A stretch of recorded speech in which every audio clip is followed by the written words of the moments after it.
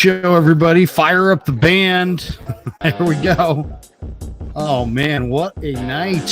What a night. 49ers get the win. Welcome to the Krug Show, brought to you by Pig and a Pickle, the best barbecue in all of Northern California. Also brought to you by Underdog Fantasy and Mojo Fantasy, as well as Marin Auto Glass. Check that link in the description. Use the promo code Krug, and you can KRUEG, and they'll match you up to your first $100. Welcome to the Krug Show.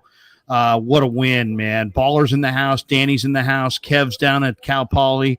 Rye's in the house. We invited the great coach. He'll stop by possibly later. Maybe Damon. JD's going to join us a little bit later on. He's about 20 yards away. Niners get the win in just the ugliest of games, guys. Oh, my God. I never thought the 49ers were going to win that game.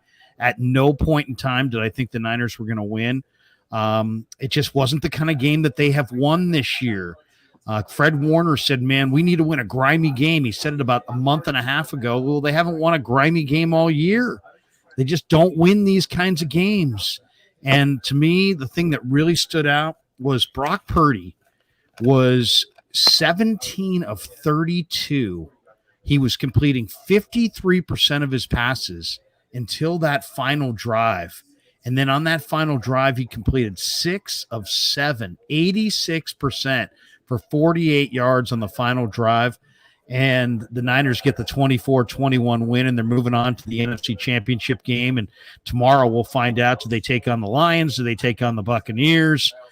All I got to say is, whew, that was big. That was absolutely big. On that last drive was the Kittle drop. Kittle had the drop on the last drive. How about the Chris Conley catch? How about the Ayuk catch? How about Dre Greenlaw? Did you? I participated in a number of the pressers in the post game from the podium, and I asked Greenlaw. I said, was people saying get down? And he's like, oh yeah, but Fred said score a touchdown. Oh, guys out here trying to cover the goddamn spread. I love it. No, it was absolutely incredible. Let's go around the room, guys. I mean, we got almost 1,000 people in the chat. We'll get to all of your supers. I realize a lot of you guys have been waiting for a number of minutes here. It's almost 5 to 10. But Kev, why don't we start with you, and then we'll go around that way clockwise with Rye, Danny, and Baller.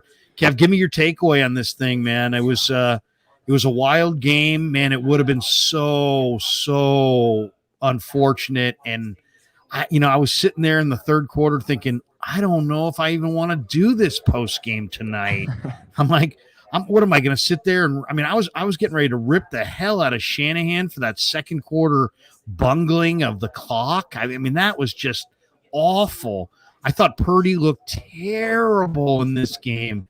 His feet looked like they were planted in cement. But you know what? The guy dug deep. He found a way to block out the ugliness. I don't know what the heck he was on today. His throws were not good, but his footwork was worse. I thought it was so bad. Kev, jump in here. Give me your perspective on this thing. I'm at a loss for words. I mean, the script writers went off today. They really did. I've never been so stressed out during a 49ers football game in my entire life. And I'm not very old, but still, it was stressful. And yeah, Danny feels the same way, and he's older. There was not a lot of points in that game where I was feeling good. I felt the same. I felt like they were going to lose this game. I was thinking about, all right, what happens when they lose? What's the stream going to look like? What's the content going to look like? I really thought it was over, and I think that the stat that really backs that up is the Kyle Shanahan trailing by 5 or more. Now is 1-30 by trailing. Got one. He got one. Finally got one. Shanny has one. Just a stressful game. And, honestly, it was an ugly game. The Niners, if they played like that in the future, they're not going to win the Super Bowl. So you definitely got to get that one out of your system. The whole rest versus rust thing, obviously, you could debate like whether that was rest or rust. But, Purdy had a number of just overthrows that were just really ugly. Purdy obviously has never played well in the rain, so that might be something to consider. Yeah, I thought maybe they might even bring in Darnold. Darnold if Purdy didn't do it before the last drive. The second to last drive, I thought, geez, no, you're gonna live with Purdy. You're gonna die with Purdy. Yeah, man. Rye, what'd you think, Rye?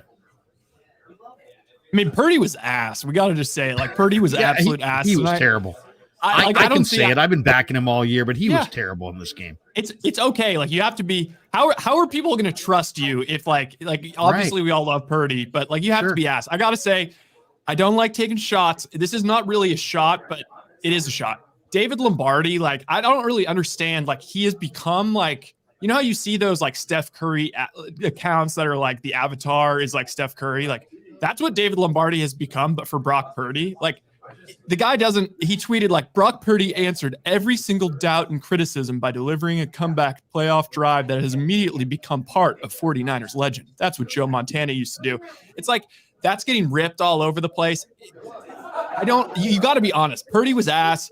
I think we can all just agree that he is not very good in the rain. It's probably going to be positive as far as when it comes to actually paying the man, because he's been awesome, but that dude cannot be an AFC quarterback. That eliminated a lot of spots where he cannot play. He can't play in Green Bay. He can't play in places where there's going to be rain. It is what it is. Larry, did you see the play? And I somebody showed it to me on their phone. He dropped back to pass, and in the middle of the play, he's drying his hands. He's drying his hand off. Yeah, I've never seen a quarterback do that. That was wild. It was wild, and Shanahan totally lost trust in him, and I think that's part of the conservative play calling and all that. I will say though, just to be a little bit of a spinner, because I've been like monitoring a little bit of the content. It's a lot of ripping on Shanahan. Shanahan didn't have his best day, but at the end of the day, guy, 4 out of 5 years, he's been to the NFC Championship game, and people, half the league, I tweeted that they would cut their, left nut off just to get a dude that spent 6 months with Shanahan as an assistant. Like, the guy's got coaches everywhere. Everybody that is around Shanahan, it becomes the hot new name. Like you see it right now with Bobby Slowick, Texans dude. Yeah, Bobby Slowick. But all that doesn't mean he had a good game today. Yeah, it doesn't mean he had a good game today, but I just don't like. There's just so much that we don't understand. He did say that it was like the wrong play call. That Juwan Jennings one was absolutely bizarre. The run play was absolutely bizarre. And that's coming out of half, right? It's like that's coming out of half. They have a few plays scripted coming out of half. The first one you're going to hand it to Juwan, and it sounded like in the post game, Kyle forgot Deebo Samuel was out of the game. Yeah, and then the final thing is just like the Niners' kryptonite is always when they get behind and they have to pass the ball, and the opposing team knows they're going to pass. Their pass blocking just turns into cheeks. Like it's you saw how much pressure Green Bay was getting on Purdy, and it was absolutely rattling the guy. Before we go to Danny, it's funny. I totally agree with you. I thought Brock was terrible. I thought his footwork was unbelievable. It reminded me of Garoppolo in that he was taking his drop and then his feet were frozen. He stopped moving his feet, and it looked like it was weird. It was really weird. I have never seen him play like that. Usually he's very light-footed. But are we in that spot now? I mean, this guy played at Iowa State. He played in Ames, Iowa, and he won a lot of games. Is it possible that, just a small sample size? I realize it rained in Cleveland. He didn't look good in that second quarter. It was rainy tonight, and obviously he had his worst game. But I didn't study Iowa State every game, but he had to have won. Apparently he only had 6 games. Bad weather, right? Apparently he only had 6 games of rain. And he wore a glove. He talked about that in the postgame too. He said he wore a glove and then he just got tired of it. And he threw it down.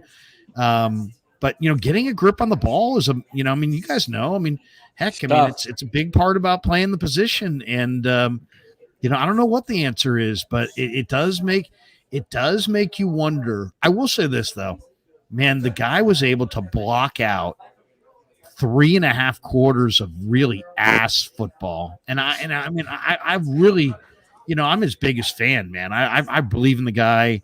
I believed in the guy from the beginning. Rye was the first interview I did with him. I'll admit it. It was borderline embarrassing. I was like, yeah, dude, I'm a huge fan. It's like, I believe in the guy probably much more than almost anybody in the media, maybe more than any fan.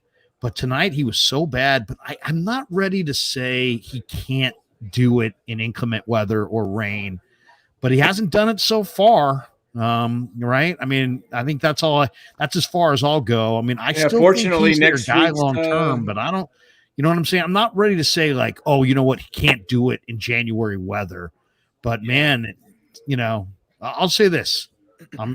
When I was thinking as I was walking down to the post game presser, is I'm really happy that the Super Bowl's in the Dome. You know, because he's gonna have to be good if they get by Detroit next week, and I think he'll be Detroit. If they get by Detroit next week, he's gonna have to be good in the Super Bowl to win that game. And that game's gonna be on a fast carpet, indoors, perfect conditions, and maybe that's exactly what he needs. So anyway, and next week's forecast is supposed to be fairly clear. It doesn't look like rain in the forecast late in the week. So. Yeah, they got to. Let's be honest, guys. The Niners didn't win tonight. The Niners escaped tonight. And all great teams do this. You see the Chiefs, get down 21-0 to the Texans. Or like, this shit happens. That's why I'm not being a negative Nelly. I think they just got their bad one out, and it was in Niners be bad, and it's all up, looking good from here. They're going to be 7-point favorites versus Detroit. So it's all good. Yeah. What do you think, Danny? Well, several things. I'm going to throw a different wrinkle in here. I think if you bring up Farhan, I'm muting you. And I don't want to talk about him, please. Into the first half, a lot of people I know were upset with the fact that they were not moving the ball down. You were up 7-6 at the time. I think he played it right, knowing he had the ball in the second half, because had he been come on, man, he wasted 45 seconds. Yeah, but here's why I think it was right. Here's why I think it was the right thing. If he was aggressive trying to score, and Purdy was playing terrible, as we've all admitted, he couldn't throw the ball accurately.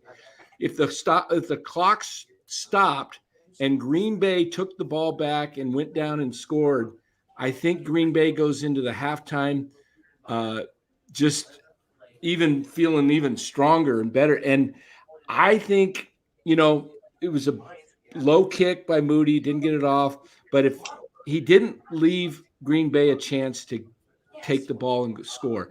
The other things I'd like to say. That is really looking at the glass. Jenny, they started with the ball with 4 minutes left. They wasted 45 seconds. Yeah, he did not want Green Bay to have the ball at the end.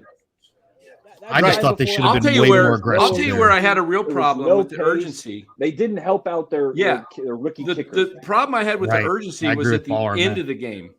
The end of the game was scaring me a lot, because I'm like, why are you not trying to score quickly? Because if you don't score, the game's over.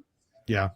I thought he should have tried to score with 2.5, 3 minutes left. And if he didn't score, at least he'd have a chance to call 3 timeouts and the 2-minute warning and have another shot at scoring. But to take it down, don't you guys think that he was at that point a little worried about the way Brock was playing?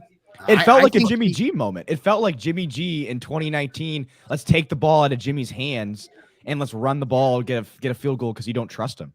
Oh, you could have convinced me even. I'll go the opposite, Dan. There's part of me that was like, maybe CMC goes down at the 1 yard line there on that touchdown run. Just score. Hey, I see Eddie K's comment. By the way, you're getting on that bird back to Green Bay going, we blew it. Yeah. and I'll say this, and I don't know how you guys felt. I had Green Bay last week against Dallas. Am I somewhat vindicated for telling everybody all week how good Green Bay was? I mean, the Niners were bad tonight, but a lot of that had to do with how sharp Green Bay is. I think Green Bay's coming, man. Thank you, sir. I think a year from now, 2 years from now, Green Bay is going to be. I'm betting on them in the preseason to win it all. You're going to get plus 2,000 or better, and. How did their defense get so much better, though? Like, they allowed a career day to Bryce Young, Baker Mayfield. Like, they were not. Their defense was pretty ass down the stretch. Yeah, and no, you're right. I don't know if I think it's a combination of.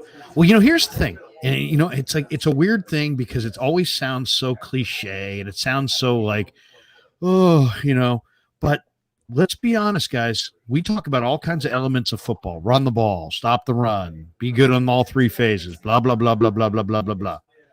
It all comes down to turnovers. There's only 10 possessions in an NFL game. That's right. Green Bay was great in this game. They turned it over. I said it to, I think on our stream Wednesday night with Kev, I said, if the Niners are -1, this game's going to be super tight. And if the Niners are -2, they are going to lose. And Green Bay was -2, and they outplayed the Niners in several phases and lost the game. Let me give you let me give you another take on this game, because I see some people say, Eddie K says, mute me. That's horse shit to watch. Then we got to let Baller cook after that. Here's the deal that people are forgetting. Deebo Samuel went down on the very first drive of the game, and he'd already had the ball twice. I believe the game plan was Deebo dominant, and I believe that Deebo comes up big in games where, it's a wet field. You want physicality. Let Deebo smash mouth his way against the Packers defense. When he went out, it changed the entire offensive game plan. I guarantee you the last week in practice, Deebo has been getting rep after rep, because they were going to just have Deebo shove it down the throat of the Packers tonight. It was going to be Deebo and McCaffrey. McCaffrey got a little bit of a bruised thigh or whatever it was, or a Charlie horse, and Deebo's out. So that's why Shanahan was a little more conservative at the end of the first half, because he had to regroup. Those guys that went in, McLeod, Ray, he wasn't ready to take Deebo's role.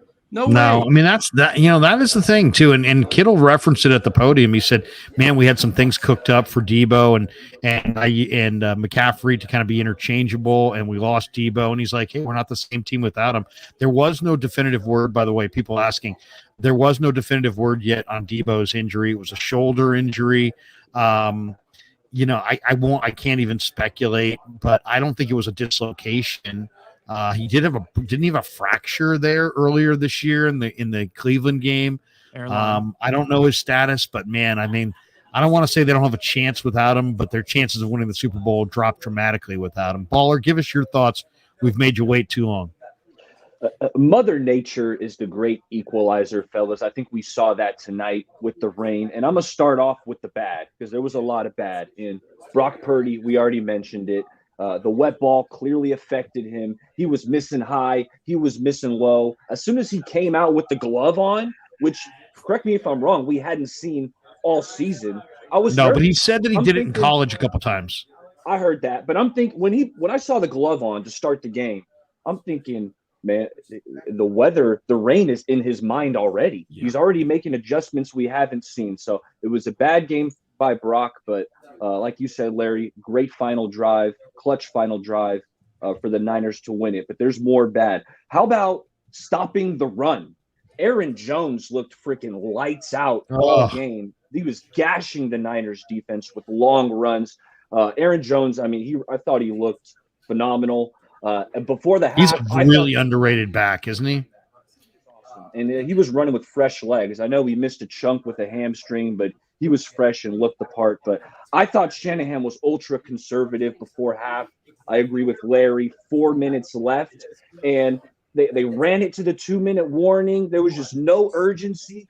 You had the 3 timeouts, but you ran out of time. You couldn't even get your rookie field goal kicker, to a moderate distance of a field goal. Get him a 30-yarder, 35. But anyway, Shanahan. He did. By the way, he did kick a. What was the distance on the one that he hit?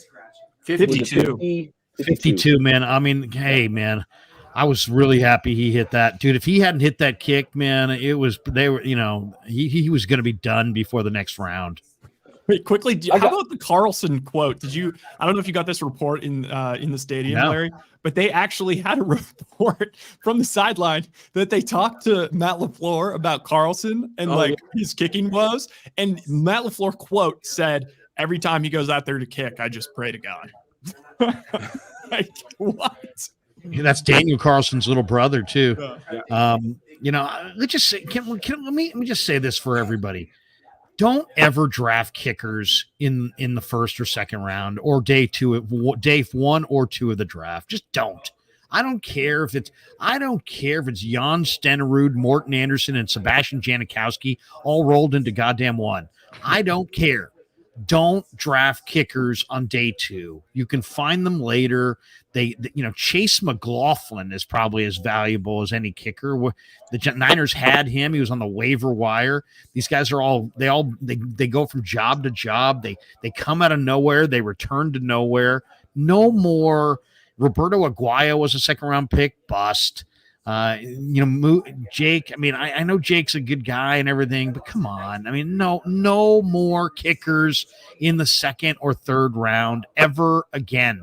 Or let's just say this: I've yet to see the kicker that I mean, obviously, if you're drafting Justin Tucker, okay, that's one thing, but you don't, and you never do. Hey, but he nailed it tonight. That's all. What if Larry? If some guy comes out 10 years from now and he's consistent from 80 yards. Roberto Aguayo. I don't care if it's a young Dan Coach Emilio and he's making every kick there's ever made. Danny, can you show us your form one more time? I'd like to see your kicking form because I tried the other night doing a little kick, and the hammy's a little tight. Hammy's a little tight for me at this age. So with so many people in the chat that the chat's moving so fast that I can't even do it fast. And if Joey Nichols says Justin Tucker's the one guy, LOL. Yeah, I mean Justin Tucker, fine. Other than that, no more kickers ever. I don't want to see them. By the way. Okay, let me ask you guys this, and this is a serious question. Where are we honestly with Brock? Because in the 5 minutes to go in the fourth quarter, I looked down at my phone, and sure enough, because I'm synonymous with being pro Brock, there's all these guys who are just like, Brock's not him, Brock's not the guy, I told you he's not the guy. And it's like, God, it made me want to just pick up my laptop and throw it off the upper deck. I was like, I don't want to do this post-game show. I don't want to have to answer this. Is there any way the 49ers can not win the Super Bowl and we're not going to be like Shanahan sucks, Purdy sucks? Can we agree that Brock's a good quarterback? Can we agree that Shanahan's a good coach?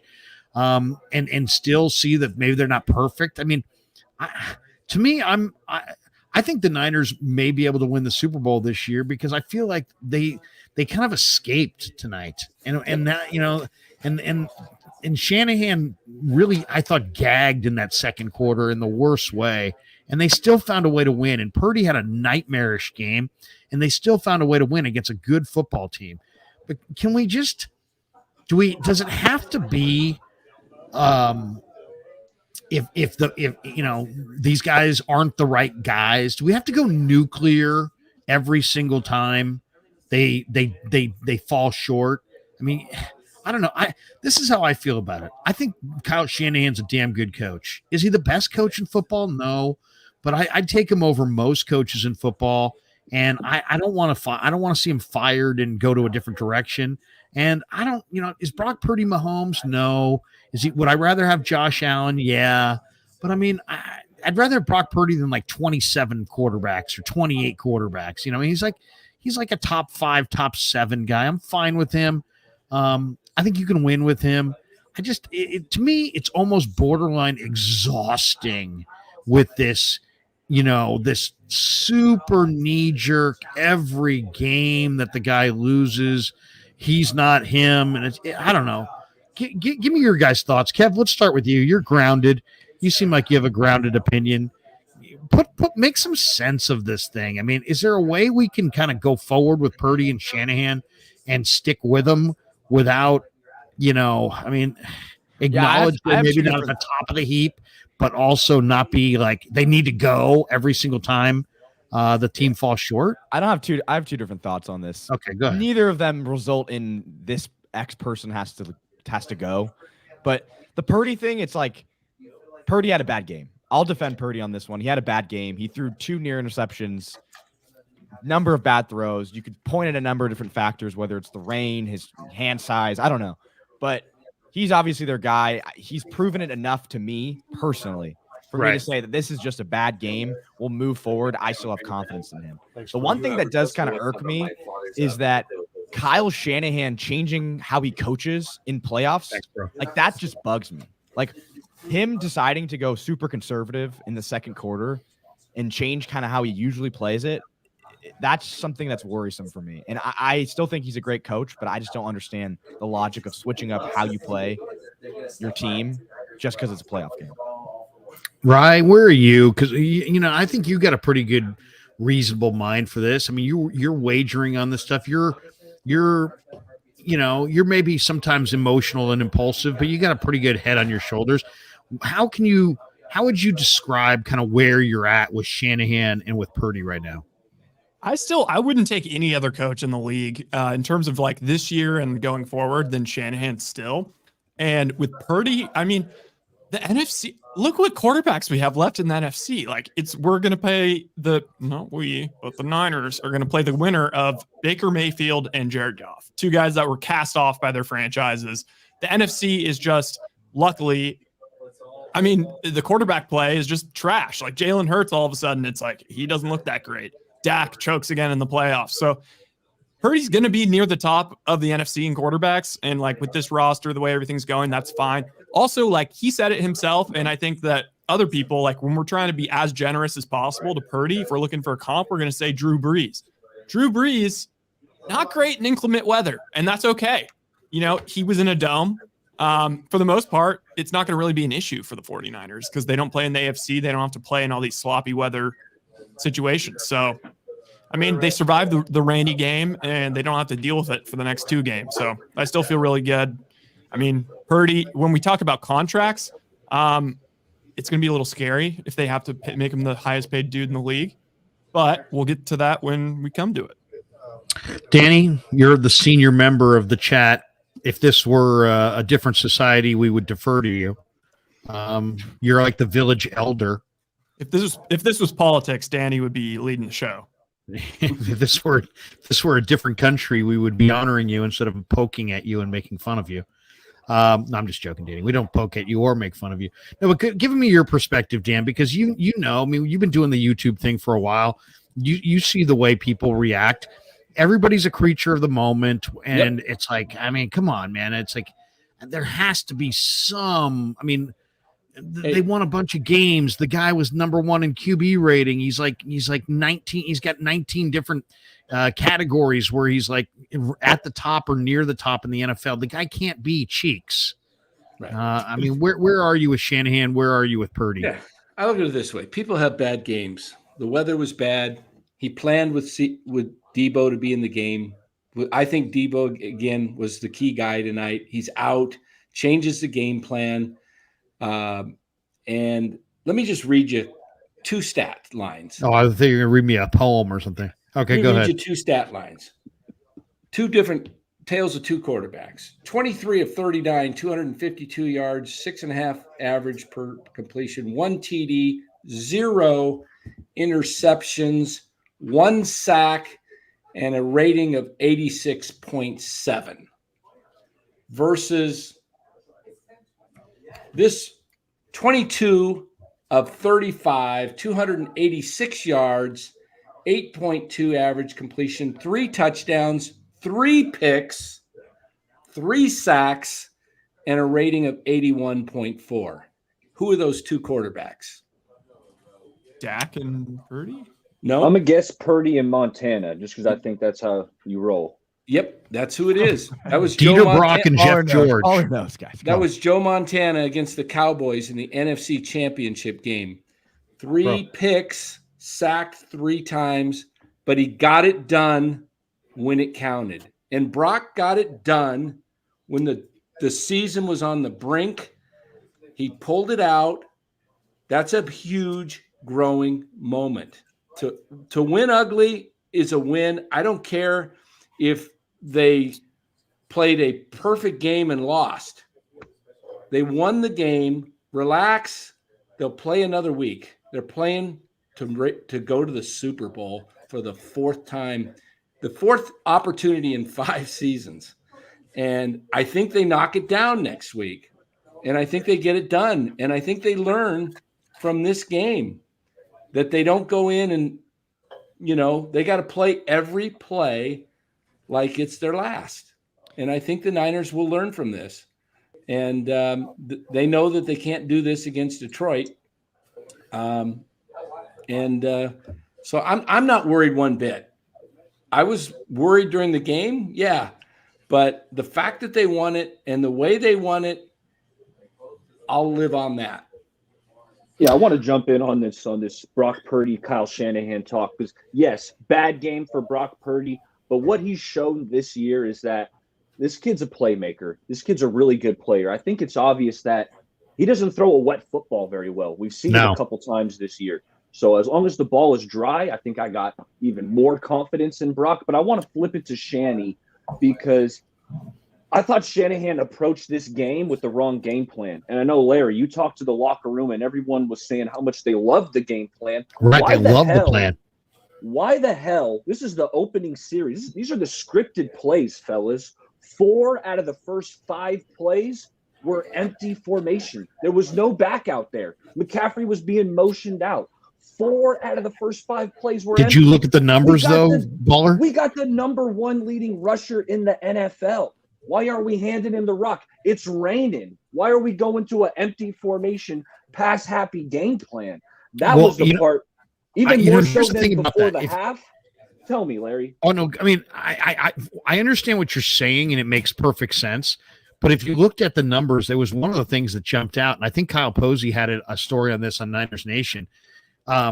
The reason they went to the empty so much, in fact, they went empty on 4 plays in the first series, and the reason for it was that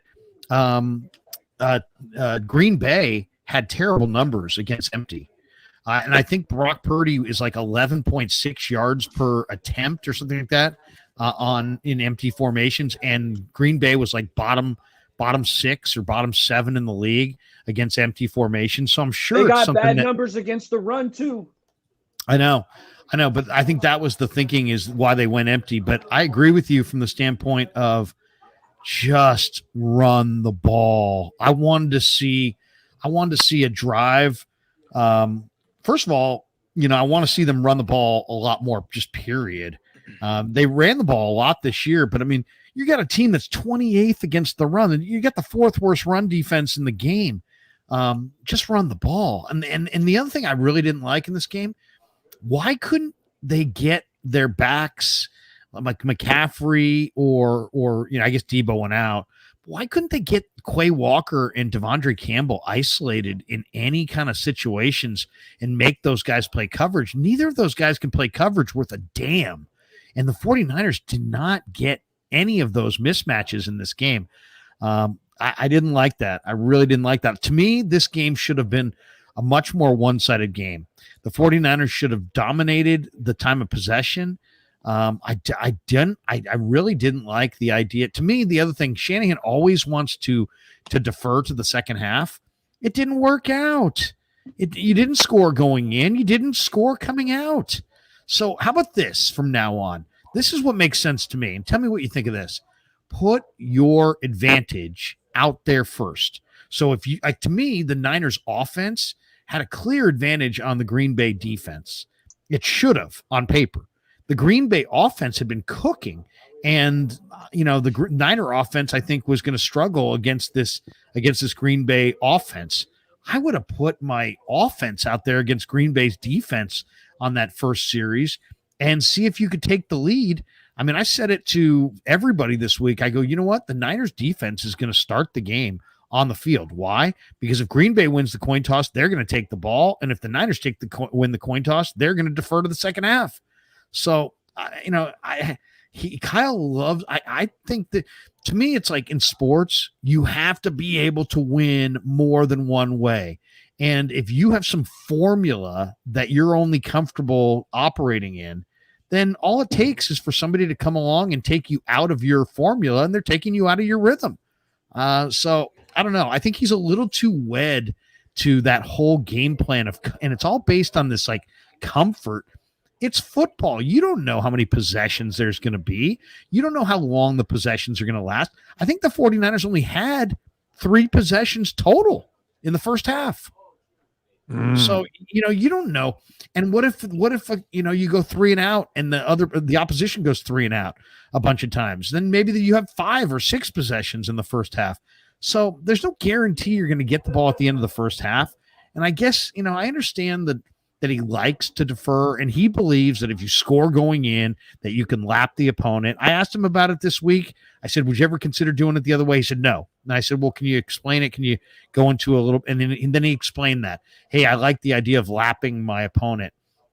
And I get it when it works out, but to me, he seems a little too rigid in the way he goes about that, as opposed to there's no scenario where you would consider taking the ball. Especially, against I would have loved to see the Niners. They wound up actually being pretty close in time of possession, right? Wasn't the time of possession pretty close at the end of the game? It was 29. But in the first half, the time of possession was very one-sided in Green Bay's favor. I don't know. At one point, it was 20 plays to 5 at one point. Yeah, I mean, the other thing, the other one, was it Savage that almost had the pick 6 in the first quarter? God, that was God. We'll talk about it. I mean, that might have been the luckiest play of the night. If you look, it was right in the breadbasket, and he freaking dropped it. If you look at the box score, it's pretty much symmetrical. Like the yards per attempt, the yards on the ground, the yards in the air, the time of possession. The real difference maker, and you already said this, it's just the turnovers. Turnovers and special teams. If those went the other way, the Niners are going home losers tonight. I want to jump in on that because I'm big on kicking. And the reason Dan's a former kicker. Oh, go ahead. I'm just joking. The reason I want to kick is, the other team gets the ball first, but my mentality is, hey, win the first half anyway. They're getting the ball first. Let's win the first half anyway, and then we're getting the ball after half. So I'm with Shanahan. I'm firm on kicking is the best strategy.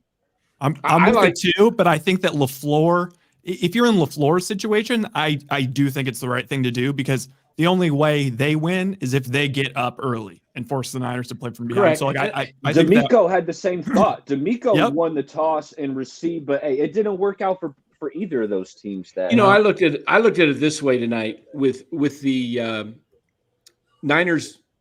Watching the Baltimore game, they were a little rusty in the first half. They had the same situation as the Niners, didn't need to play their guys in week 18, rested their guys. They came out, they were in a 10-10 ball game at half. In the second half, 31-10. What was the final? 31-10 or something like that? 34, wasn't it? I actually turned off the last minute or 5 minutes and had to go somewhere. But the Niners, I think, had the weather been good tonight, I think you would have seen a similar outcome. I think they would have started getting going in the second half. I really think the weather played a huge role. And with Kyle, if he would have elected to take the ball to start the game, I think they might have been a little off, a little behind, little rust. And I mean, in hindsight, yeah. I mean, if we're going to go 20/20 hindsight, you're right. I mean, not the way that you wouldn't want to have taken the ball the way this offense played. This offense, but I'll say this: the Niners escaped. They escaped, and hopefully they'll be better next week. Now, who are you guys picking tomorrow again in the Tampa-Detroit game? I kind of think it's a really interesting matchup because I know Todd Bowles is going to blitz the hell out of Jared Goff. And Goff this year had 6 picks against the blitz.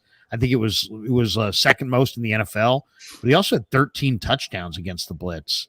So he throws touchdowns and he throws picks against the blitz. And Bowles is going to bring tons of blitzes on him tomorrow. But I think the Lions. I like the Lions to rout.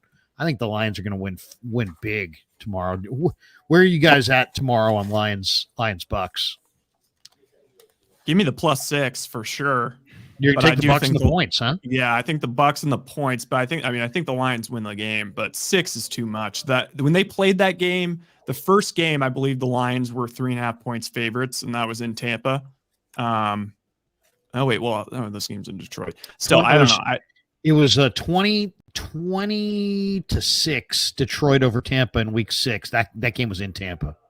I still think though that I don't know, Baker. If Baker gets the moxie going and He could totally take over the game if he gets the moxie going. And Mike Evans, moxie's already in full effect. I know. I do see a world where maybe we see a little bit of a weird Jared Goff, but ultimately, give me those kneecap biters. I will say this: I'm calling this right now.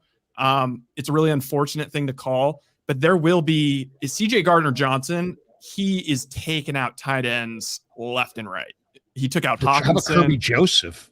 Kirby Joseph too. Kirby Joseph and CJ Gardner-Johnson are both hitting low, and Dan Campbell said, look, that's what we're going to do. That's what we coach him to do. I'm worried a little bit about Kittle over the middle, just taking one to the kneecap. Oh, really? That's interesting. Yeah. No, I didn't even think about that. By the way, Tampa's 30th in the NFL at defending the tight end, and they get Laporta. But yeah, Goff against Tampa Bay. Tampa Bay's the third highest blitz rate team in the league.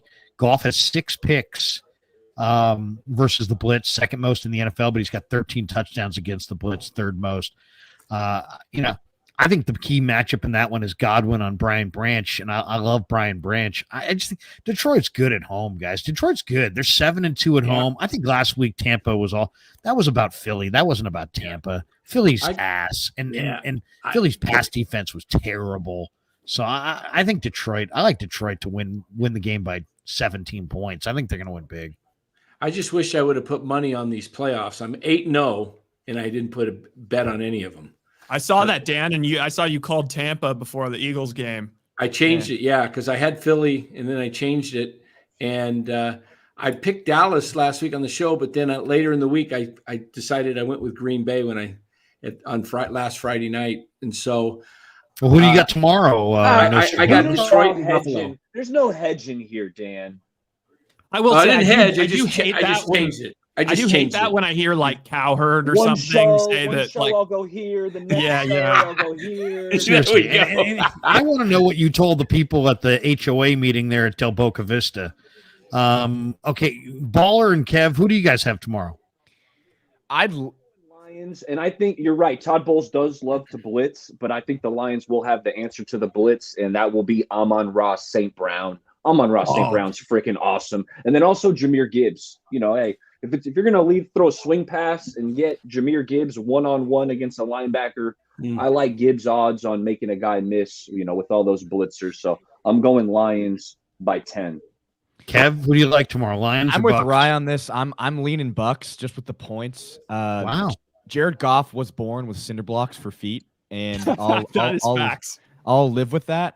But I do also, while I'm saying this, I also think there's a scenario where I look up in the first quarter and it's 21-0 Lions. So it's just a lean. Tampa's defense gives up 248.9 yards per game to opposing quarterbacks. That's 29th in the NFL. I'm taking Detroit, but I would love to see Tampa for the Niners next week. Who do you guys have in the other game? I'm going.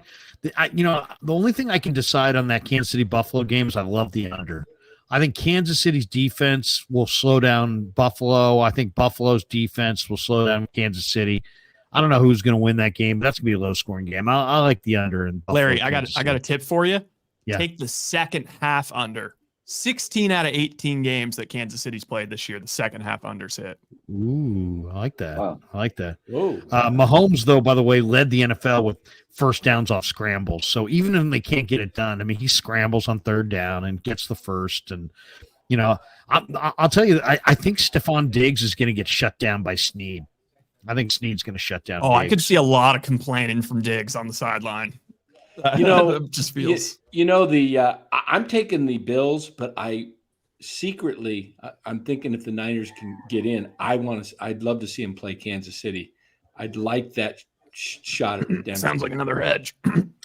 I'm taking Buffalo. Kev, we welcome Dave Bruce to the stream as well. D Bruce, we've got almost 2,500 people in the room right now. Most of them are participating in the live stream. No. I was gonna say we have 6 in the live stream, but we have almost 2,500 people in the room right now. D Bruce, what did you think of the game tonight, D? Well, all I can tell you is that victory formation was never looked better. I mean, right? I mean, it's the only time of the game that the Niners were in control of this football game during victory formation. And it's a really good thing that they were, because they had just one thing to do, and that was win the game. The public opinion, the how you feel about it, the what you were worried about, it doesn't matter anymore. It's the opinions need not apply to this portion of the season. It's win by any means necessary, and after a bad night for all. I mean, really all the way around. Shanahan wasn't on it. Purdy wasn't on it. McCaffrey wasn't really on it. No one was really on it. Diamador Lenore might have been on it. I was going to say maybe Lenore. Deebo. And Juwan Jennings. Juwan Jennings was on it for a little Greenlaw, except for the fact that he couldn't get down. Draymond Greenlaw. Get down, please. I broke. Hey, by the way, I broke the rule, the only rule of the press box, which is you're not supposed to yell at any kind. At one point, I'm just like, get freaking down. I just could not. I just couldn't believe he was carrying that ball the way he was carrying it. I'm like, dude, you made the play. Go down. I mean, I couldn't believe that Eric Wilson was able to jump on that Nixon fumble. I mean, you'd think that might have been a warning to just go down sometimes. But look, the Niners got away with one, and they got away with it by the hair on their chinny chin, skin of their teeth, however you want to say it. They didn't deserve to win this game. I don't think that's an insult. They didn't. Shanahan gagged in the second quarter. Oh, I couldn't believe the way that they played out that second half. Brutal. I couldn't believe the way LaFleur played the end of the game, not calling timeouts before that 2-minute warning. There were coaching mistakes. There were execution mistakes on both sides of the ball. I thought the Niners were sloppy with penalties, and Ambry Thomas, who might have well have, gotten his paycheck from the Packers tonight. He was so unhelpful at times, but they did it. And they're 60 minutes away from a Super Bowl. And that's all that matters. That's all that matters. I had somebody in my chat say, you can tell me whatever you want, but they're not contenders now. I've seen enough. They're 60 minutes away from a Super Bowl. You can't be contending really more than that. I'll tell you who's not contending. Every other team that's not in the playoffs, including the Packers and the Texans. They're the non-contenders. If you're still alive, you're contending. So it's a game where there's a billion things to pick apart, but there's also nothing to pick apart because it's over and the Niners won, and nothing that happened this evening matters next weekend. Go beat whoever that is, win that ugly game. And if you were looking for the can they win an ugly game box to check, you can check the shit out of it tonight. Oh, I know. Tonight was ugly. I'll say this, though. I'm going to enjoy watching the replay immensely, but I did not enjoy watching that game at all. That game was like torture. Kipe used to say Giants baseball was torture a few years ago when today's 49er game was torture to watch. Yeah, I was at no point in the game did I feel good. Yeah, I was mentally preparing for a loss. There, of course. End of the third, fourth. Doesn't it kind of feel, at least for me, this is just the way my brain works. I feel like the Warriors absolutely collapsing right now. Just it's all over. I feel like they're like sacrificing at the altar for the 49ers to win a championship this year. I feel like that is what is going to happen. The Warriors are dead. It's the Niners' time. By the way, I've got to apologize to Ambry Thomas because I probably said bad things or I thought bad things about Ambry Thomas tonight. God, Ambry Thomas on that's the PI down the field. Oh my 41-yarder. Oh God. I'm sitting there. I mean 3rd and 15. I mean this game was freaking torture. I mean, some of the people in the chat here are just making me laugh. I wish the chat wasn't going so fast because it's literally there's so many great lines. How about in here. Niners DBs falling over and allowing huge plays? That happened. Oh, how about the cleat debacle? That would have been a great D block or something talk. What cleat debacle? Oh, they were changing out cleats because you saw how many Niners were slipping on their home field. Kyle demanded that they chain out their cleats. Yeah. They said, they showed the sideline and they had probably 10, 15 pairs of cleats lined out right next to the bench. I do feel somewhat vindicated for saying that Green Bay was pretty good. There were, there were a lot of people out there this week that were like, the Niners are going to rout. They're going to win by 4 touchdowns. And it's like, dude, did you not see Green Bay go into Dallas and just work the Cowboys. I mean, the Green Bay's good, man. All those guys, Kraft, Musgrave, Jaden Reed, Dobbs, those guys can all play, man. Every one of those guys is going to be a good player in the NFL. Christian Watson, they got nothing. Gutekunst, their GM, is a stud, man. They've had 2 drafts back to back where they've drafted about 10 guys in each draft, and they're all hitting. And I'll say this, Love, I don't know what the heck Love was doing at the end there, but man, Jordan Love is going to be nice. He's everything we wanted Trey Lance to be, basically. He's going to be really good. And I'm, I wonder how this game would have gone different if Jair Alexander had been healthy. I don't know if you saw him in the second half, but he ran off the field and grabbed that ankle. He was in he played, but didn't practice all week. That's one of the best corners in the game. If he had been 100%, Niners probably lose this game. Well, you got to factor in Deebo didn't play basically too. So. Yeah, that's true. There's a few Niners I don't think we talked about enough that I thought had really good performances. Go ahead. Look like monster tonight. Jawan Jennings, he had 5 catches for the game.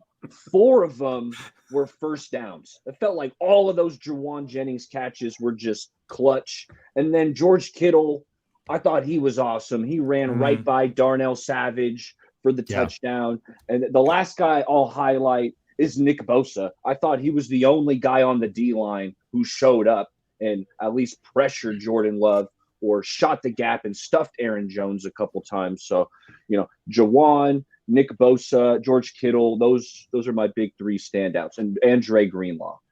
Can I spread a little bit of hate here? Yeah. Look at this. Look at the kid. The kid, he's in Cal Poly. He's got the red light going. He had a big date night the other night with his girl. All right. Oh, look at that. Now he's trying to spread some hate. All right, go ahead. Spread your wings. Spread your wings, producer. I've been kind of disappointed in, and I saw a number of plays where he just didn't make the play today, is Chase Young. Chase Young has had a number of missed tackles that feel like they're such key tackles to be made. And I know he grades out well in PFF. And I know that he has a certain amount of pressures, but it's like, dude, when is he going to get home? I haven't seen a solo sack from Chase Young in a big moment like yet this season. I don't know. I don't think Chase Young is getting that big deal with the Niners. No, I don't think he is. Bazzi Mian says, Larry, quit hating on your kid just because he's better than you. Oh, look at that. Look at that. Bazzi Mian, if I knew how to block you, I would. All right. We were going around the room picking the games this weekend. Obviously, the Ravens looked like they were going to go down maybe to the Texans at halftime, but instead, Ravens came back and won big. Niners escape. So the number 1 seeds escape. Last year, the number 1 seeds both made it to the Super Bowl. Do you guys feel the same way? Do you still feel like the number 1 seeds are going to wind up in Vegas? Or based on what you've seen, would you like to pick one of the other teams? Give me Kansas City still. Really? Oh, yeah. I just love Spags. Chris Jones is the most impactful defensive player in the playoffs every year. He is a monster. That's the one team I feel like Niners get there. That's the best matchup for them. I don't like for the Niners. What's that? For the 49ers? That's the best matchup is KC? For the Niners. I think the worst. I think Baltimore and if Buffalo gets there, look out. Yeah, because Buffalo will have won 8 in a row if they get there. Buffalo's defense is they're just so banged up. What do you guys think, Baller, Damon? What do you guys think? Who would you right now? You going with the chalk, Niners, Ravens, based on what you've seen, or would you go with somebody else? Well, look, based on what I've seen, the Ravens might look the part, but the Niners don't. Like the Niners need to go out and reprove themselves with a win in the NFC title game. I don't care who it's against, but I also honestly don't care if the Niners figure out a way to win the NFC title game by a half a point and then the Super Bowl by a quarter of a point. Like, it's just about win time. I don't care about style points anymore, and no one should. It doesn't matter what anyone's opinion was. It doesn't matter that they didn't do well in the quiz portion of the beauty pageant or the swimsuit portion. All it matters is wearing the crown at the end by any means necessary. I don't even know. I mean, like, I think you can throw the seeds out at this point. Like, really, I do. I think if you're still alive, you can absolutely win the Super Bowl. Maybe I feel a little less about that. Should it be Tampa representing the NFC? I mean, I think if you're in the AFC, you're saying let Tampa get there. The same way that if you were in the NFC, you were saying, hey, let the Texans shock the world, let them get there. But that didn't happen. If we're standing in a casino right now in the lobby of a sports book, and I give you guys each $100, and you can bet it on, two teams, one AFC team, one NFC team for the Super Bowl. Who are you putting your money on? Chalk. Niners Chiefs. Niners Chiefs. Yeah, you're getting some good juicy. I mean, they're +3 right now. I think you got to snatch that up right now. And then they're going to be underdogs versus Baltimore. So I think that's nice. I'm with Rye. I think I'd go Niners Chiefs. Kev? I'm gonna go Niners Bills. Or Baller? I'm going Bills. Niners Bills? Yeah, I think whoever wins this game tomorrow between the Chiefs and Bills is going to go on and take out the Ravens. Those are my picks. I think Mark Andrews is going to be back next week too. I thought he wasn't back today. He didn't come back today. No. I thought the Ravens' cheeks looked pretty tight in that first half. They probably should have been down more. I'd feel better about Chiefs if the Chiefs could score some freaking points. Yeah, not really the same team. I think we just have to change how we view them. Like, they're a defensive team that runs the hell out of the ball with Pacheco, and Mahomes is going to be able to make enough plays. Kev, Damon, who are you going with? Game manager Patrick Mahomes. Yeah, yeah. Look, it's tough to not say Niners Chiefs. I think it could be Niners Ravens though. I mean, the Ravens did look like they had everything that it takes to be a nasty football team that goes to the Super Bowl. And they, at home, boy, did they make a statement. I really thought that they're good. We might see the game in Santa Clara mirror the game that we saw in Baltimore today, where you had a slow start for the home favorite and then an overwhelming statement in the second half. And I thought that the Niners might still have an overwhelming statement in the second half. And then Kyle Shanahan is just on his too cute horse trying to run a play that is designed for Deebo, asking Juwan Jennings to get a carry. And I didn't understand that. I mean, I really thought that Shanahan stunk tonight. And Purdy, I don't know if you guys said I kind of agree. I was very disappointed in Shanahan tonight. Yeah, I was there. Not a lot of things that I thought needed to happen happened. That's why I say the Niners, they got away with murder, and good on them for getting away with murder. I'm not the one who's investigating the crime scene. They got away with murder. That's great. And nothing that happened tonight will matter next weekend. Nothing. Literally nothing. They're a good team that had a bad game, and they're lucky that they were still able to win that game because the other team played pretty well. What's kind of amazing, though, is you look at some of the stats in this game, the Niners still they out-offensed the Packers. Doesn't feel like they did. I know, it's crazy box score. I'm looking at that too. I was like, is this right? Is this possible that it's correct? Yeah. Kev, how much of Kyle's looking bad tonight I still think it had a lot to do with Deebo going down. He had, in the first drive, That's all it takes? 2 catches, 24 yards. I think he was a big part of I think he was going to get 8 to 10 receptions tonight. That's another element of the Kyle's bad night that I didn't like. It's like you got all these weapons, you got all this talent, and one guy goes down and you don't know what to do now? Like, it's a house of cards. Yeah, Brandon, where was Brandon Ayuk? For 3 quarters Ayuk was a no-show until the fourth. Receiver all year. Yeah.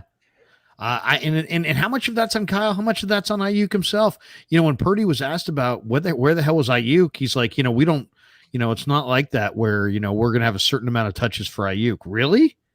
I mean, most teams you would think they do kind of figure out, well, we'd like to get our, playmakers the ball a certain number of times. The way he answered that, it was very bizarre. It was like, so you just kind of randomly call plays and just see who's open. I mean, there's got to be a handful of plays where Ayuk's got to be your number one guy. I mean, the guy was an all-pro wide receiver, for crying out loud. He's an all-pro. How do you not scheme up touches for all-pro receivers? Kev, who would you take? And especially when another player so critical to your offense goes down so early in the game. You just figured that would open up more of an avenue to hunt Ayuk. Crazy. I mean, if you would have told me that on the biggest drive of the year, Chris Conley is going to be making the biggest play of the year, I did not have that on my. I mean, how many significant passing plays were there in this game? How about the Ayuk catch? diving catch. That was dope. Getting the one under that the low pass. That was Kev, who would you take, Kev? Who would, if I give you $100, you're in a casino, you can take anybody. Who are you taking? In the AFC, I'll take Niners in the NFC. AFC, I'll roll with the Bills. They're getting hot just at the right time. I think they're going to win this game against the Chiefs. Then I think they'll probably be like 1-point dogs against the Ravens. I really think it's going to be a close spread if the Bills win because they're going to be hot. And I like Josh Allen in these moments. I think it's this year, but I don't know. Just by a hair. I hope he beats Mahomes. We're gonna go speed round on the supers because it's funny. I've never had quite this many people all in the chat at one time. You get close to 3,000 people in the room, the supers start to pile up. So here we go, rapid fire.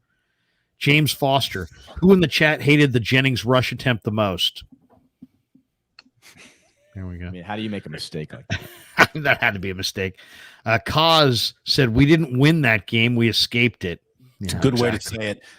Jordan Matthews, can the real Nick Bosa please stand up? No PR.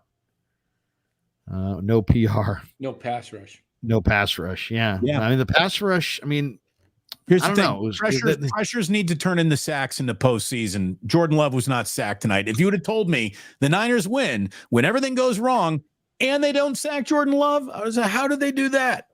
I know. Isn't it Lamar amazing too that a guy times, over 10 games didn't turn the ball over one time in 10 games and turned it over twice tonight? I mean, it just kind of shows the bounce of the ball. DeBig 25. Why does Shanahan keep putting Ambry Thomas on the field? He's been trashed for years. First half clock management was awful before the half. Ambry Thomas is pretty good, but he had a bad night. Yeah, I mean it's probably not Kyle putting him out there. It's Wilkes putting him out there. And Spencer now's not the time to experiment.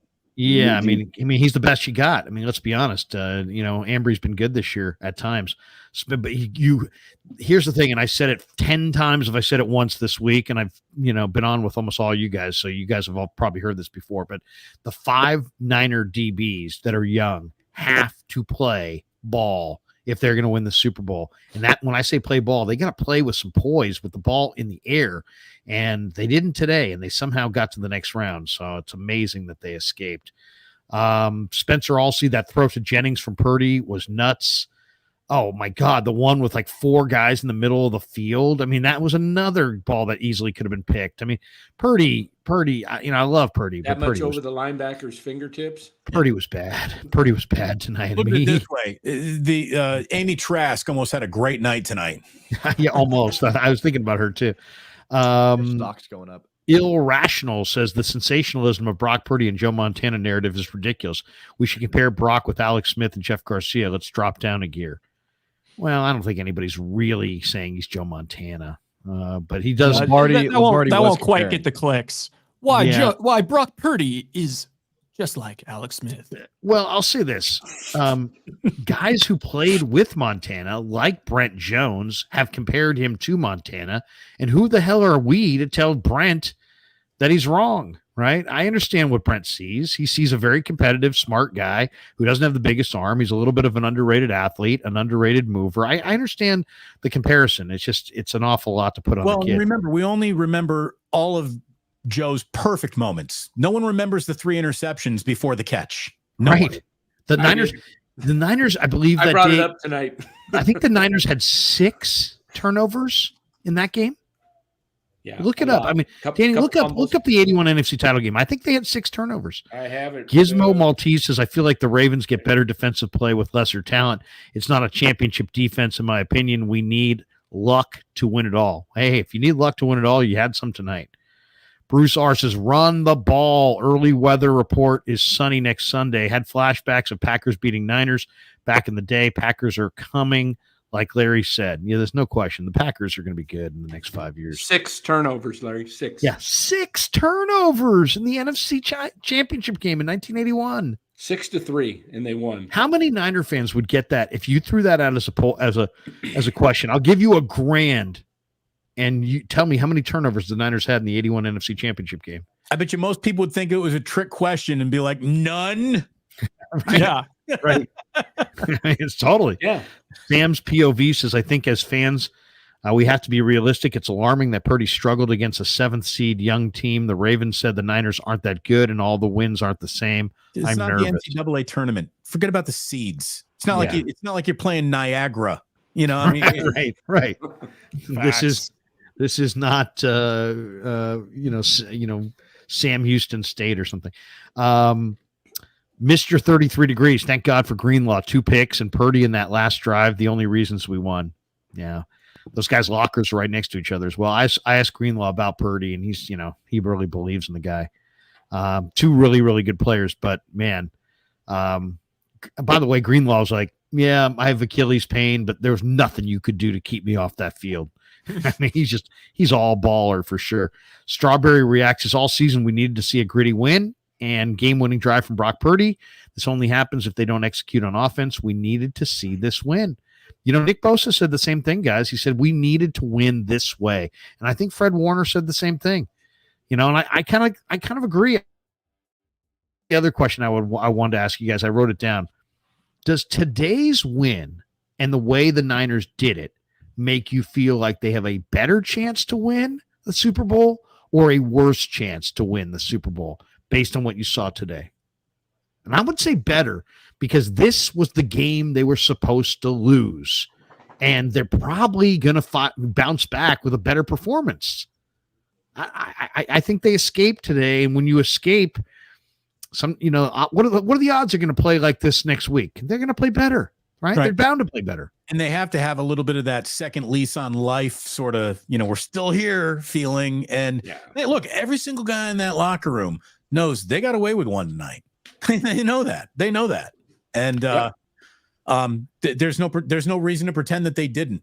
Somebody's saying there's no such thing as luck. What the hell are you talking about?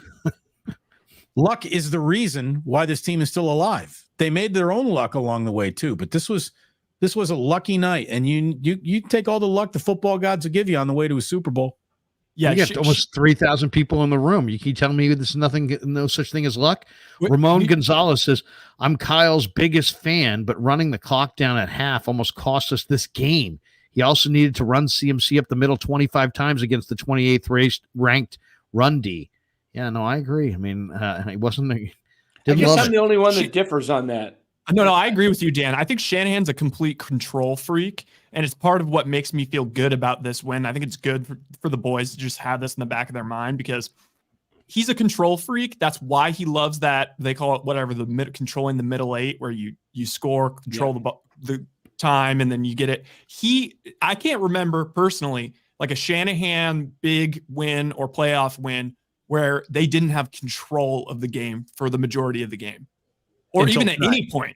Like tonight, it never felt like they had control. There was a couple points where, they scored, they went up, and if they got a stop, you know what? They could start to kind of take control of the game, but they never had control of the game, literally until Dre Greenlaw caught that interception at the end. Totally I just think sometimes game situations dictate what you do. And with the weather being the way it was, 4 minutes to go, you're up 7-6.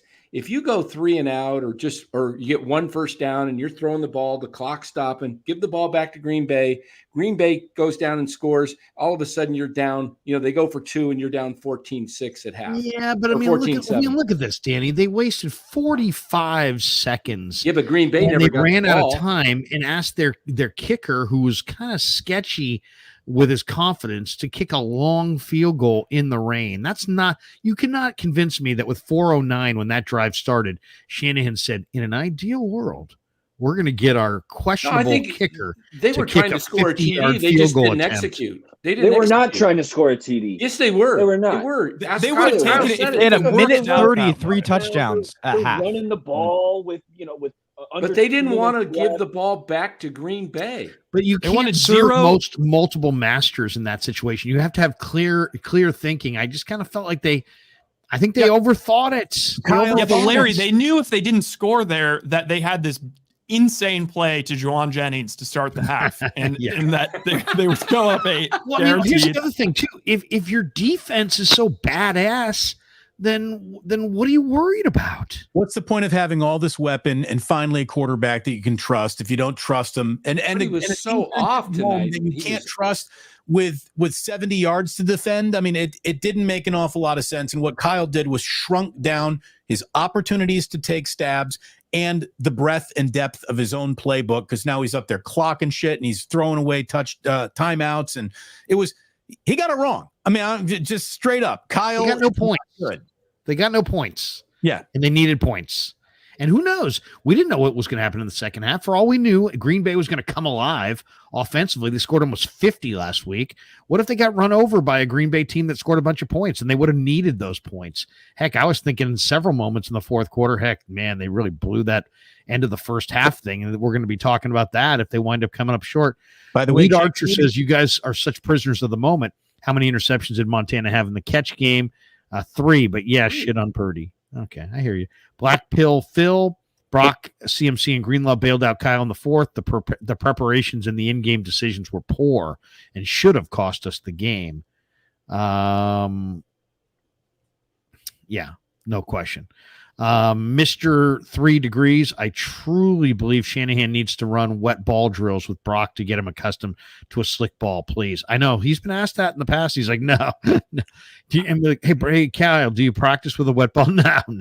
Well, I don't know. You might want to. What I didn't like was the whole I'm wearing a glove. No, I'm not wearing a glove. No, I'm not wearing a glove. Like, you need to know that before the game starts. How about dropping back the pass during the play and drying his hand on his trying to grab his towel? I'd say go to an adult store and pick up some lubrication. Just slather those boys. I've never seen anybody do that before. Stick them. Titus Moeller says, did Montana play well in the 81 NFC title game? He did at the end. Found that guy Clark. Mr. 33 Degrees, got to give it to Purdy. His scramble in the fourth was a great play. Reminded me a little bit of John Elway there. That was like, I'm not going to get denied. I felt good about that. I mean, let's be honest too. Brock was bad tonight, but man, he blocked it out on that final drive, and he was damn good. And you know what? That's what it takes. I mean, everybody kept saying, when is this guy going to do this? When is he going to lead a comeback? When is he going to put the team on his back? On the final drive, he went 6 for 7. He completed 86% of his passes for 48 yards. He had that nice run. He got it done. Hey, I mean, the come other on. thing, Larry, you're gonna complain when he does it. You gotta give it to him when he does, right? The other thing, Larry, about we saw Brock play a really bad game in Cleveland. It was wet, it was raining, but he did the same thing. He did the same final thing in Cleveland. drive. He got him in position to win the game. Yeah, and a lot of it's like, and I asked him about it in the post game, and he's like, yeah, you got to block out the negative thoughts. And it's hard. I mean, it's easy to say. It's hard to do.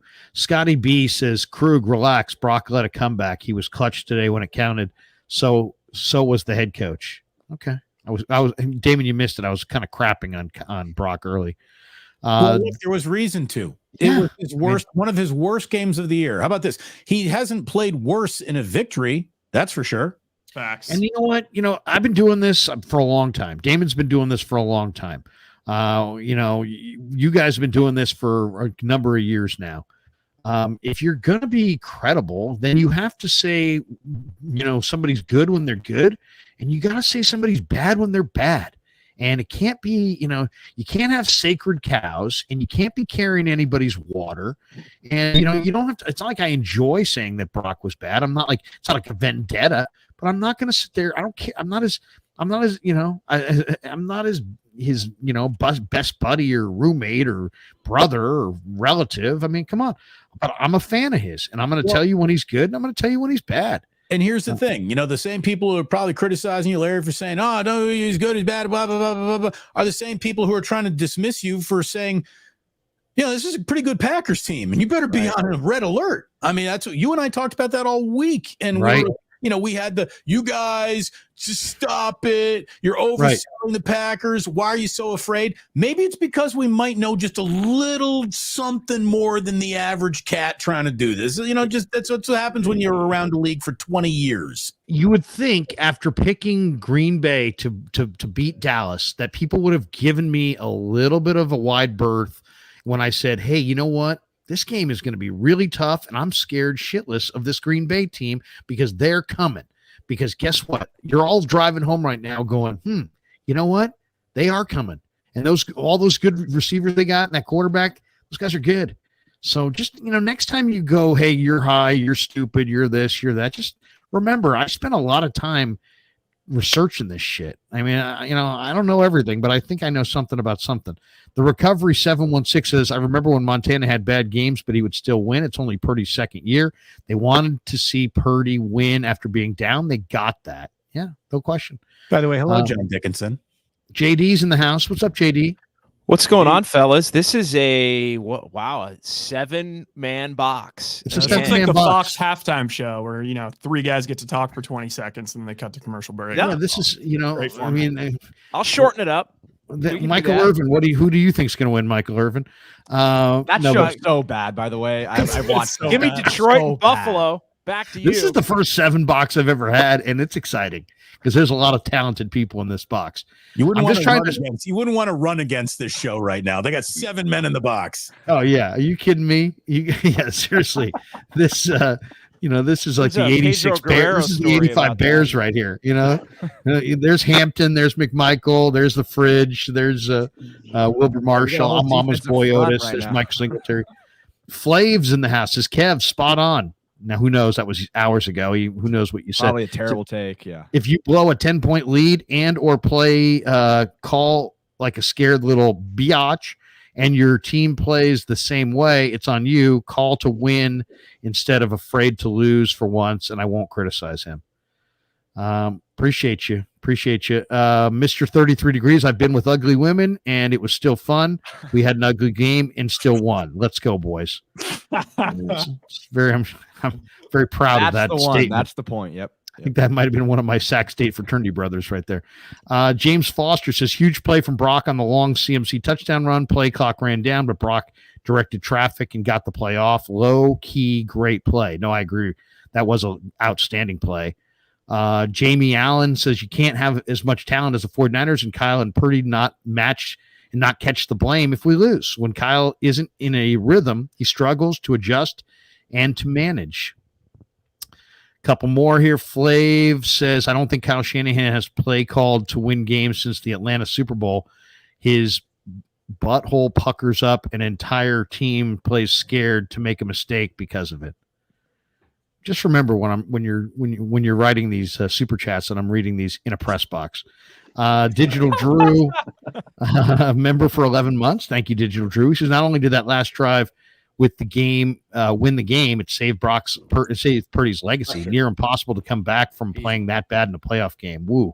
Yeah, as Damon said, Amy Trask was taking victory laps and she was about to open that bottle of champagne, and then Brock said, wait. I got one more drive here. I'm old Greg says, Damon, you're not scared. Chug a beer with me. Damon, did you do shots on your show tonight?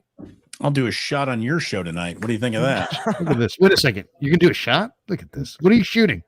Oh. No cup. There's not even a shot glass. You're just like doing watching this is my bottle. I can drink. You're like Uncle Jesse from the Dukes of Hazzard over there. There you go, Boss Hog. Boss Hog. And I'm old Greg wants to chug a beer with you. Flav says also the lack of tempo and urgency when down is effing annoying. Had 5 opportunities to push the tempo today. They were the rested team. He's 1-30 when down in the 4th, but act like they're always up 20. Here's the thing, Flav. That's a great point. Tonight. Yeah, doesn't matter. It doesn't matter. But I will say this: I would like to see some up tempo. And I asked Shanahan about it about 5-6 weeks ago at one of the pressers. I'm like, you ever think about going up tempo? And he's like, we did it a lot when we first got here. And then it's like, well, why not now? It doesn't seem like if you have a guy like Brock who processes really well, and you got 5 eligibles like Shanahan does, and you can dial up a dizzying array of formation variation and all kinds of play design, and why wouldn't you play fast and see if people can keep up with you? Why not? Even if it was just for 2 or 3 minutes in the middle of a regular season game, just to get your team able to do it when you need to do it at the end of the game. I mean, they won a bunch of games by huge points this year. Why not take 5 minutes against these games against the Cardinals and go up tempo and see what it looks like, see what it feels like, critique it, coach it. I don't know. I mean, that's I'm old Greg says, read it for Damon, Larry. Okay, there you go. I Read what? I'm not really sure, but I just read that. Isaac Perez says Kyle with the Jennings sweep run. What the fuck was that? Yeah, I think Kyle almost seemed surprised by that in the post game when he talked about it. Did you guys see his comments in the post game? He's like, yeah, we ran one to Jennings. So I got the feeling that like maybe Jennings, because of the injury to Deebo, got thrown into a certain thing where he was the certain receiver and it was probably designed for Deebo and Jennings is just there, right? Like everybody was surprised by, like it shouldn't have happened. Like almost the play got called and you didn't realize the personnel grouping on the field, and the personnel grouping on the field meant that, well, this one's going to Jennings, and almost as if the guys in the huddle are like, are we really doing this? I guess we're really doing this. Like, let's go run it. He's like, look at that. We're running Jennings. I'm old Greg says, Kevin, tell Damon to chug a beer with me. We just did that. I just did a shot. I'm not doing another one. I think Kev jumped out. Tony Nagatani, for the love of all things, holy, trade Ambry Thomas back to Adam Peters in DC. I'm old Greg says, Kevin's back. Kevin's back. There he is. Shane Pennington Kruger has been saying Greenlaw was a big key to this playoff run, and he got it done for us. Go Niners. Yeah, Greenlaw's big time. Patrick Hart drops in $1.99 just for the hell of it. Thank you. Travis Peliquin says, doesn't matter if you win by an inch or a mile, winning is winning.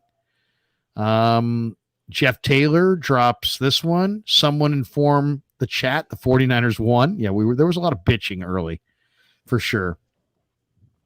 Crazy. It's more fun to bitch. Crazy Boo Boo Chicken. Yo, bang, bang. Most electric atmosphere I've ever been to. Do you think we get rid of Moody? Because for a while I thought the miss killed us. If Moody had missed that second kick, he probably would have been gone. I mean, I don't know. Sean Ferris is 0 for 30 from behind. Injuries, the crisis moment. They were our curses. We just witnessed an exorcism. Hurts to go through, but we are better for it. In some ways, he's kind of right. Matthew Rowley says, sorry, starting late, but your Purdy takes missed the point. Brock did it when it mattered, just like Joe. Everyone forget that the drive came at the end of a horrible Montana game. I have nothing but faith in this kid now.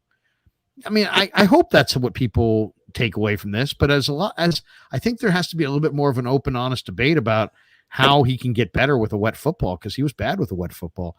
James WF says $1.99. Thank you. Tony Nagatani, did Kyle say in the post-game presser that the run was to JJ was a mistaken wristband number call? If that's true, get it together, Kyle. As I said, I think it was probably just in there for Deebo, and that's what happened. Matthew Rowley says no one's talking about this tonight for good reason, but we watched the start of history tonight, both for Brock and the Niners versus the Packers. Going to be a fun, intense next 10 years.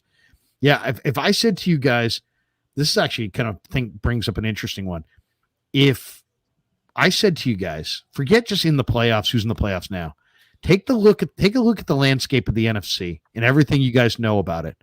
Who do you think, if you had to say give me two teams that you think watch the heck out for these teams in the next 5 to 6 years?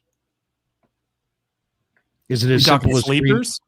Well, no, I'm just saying who's going to be at the top of the conference. Like if you asked me in training camp, and I talked to JD about this many times this summer, that I thought that it was a Niners, Eagles, Niners, like the future in the NFC was Eagles, Niners, Eagles.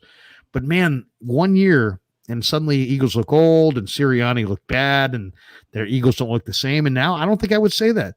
To me, I would probably say watch out. To me, it's Niners, Detroit, Green Bay. If Ben Johnson leaves, though, I don't know. Yeah, I'm on record saying maybe Packers, Rams if the Rams get their D going. Look out for the Bill Belichick Falcons. Yeah. Hey, here's a surprise. Damon will like this. I think the Bears are on the way up. No, they'll fuck that up. I think they're a couple years away, but they should have fired the Damon coach. Knows, guys. Damon knows. I think they're a couple years away, but I think they're in the right direction. Got to get Booberflus out of there.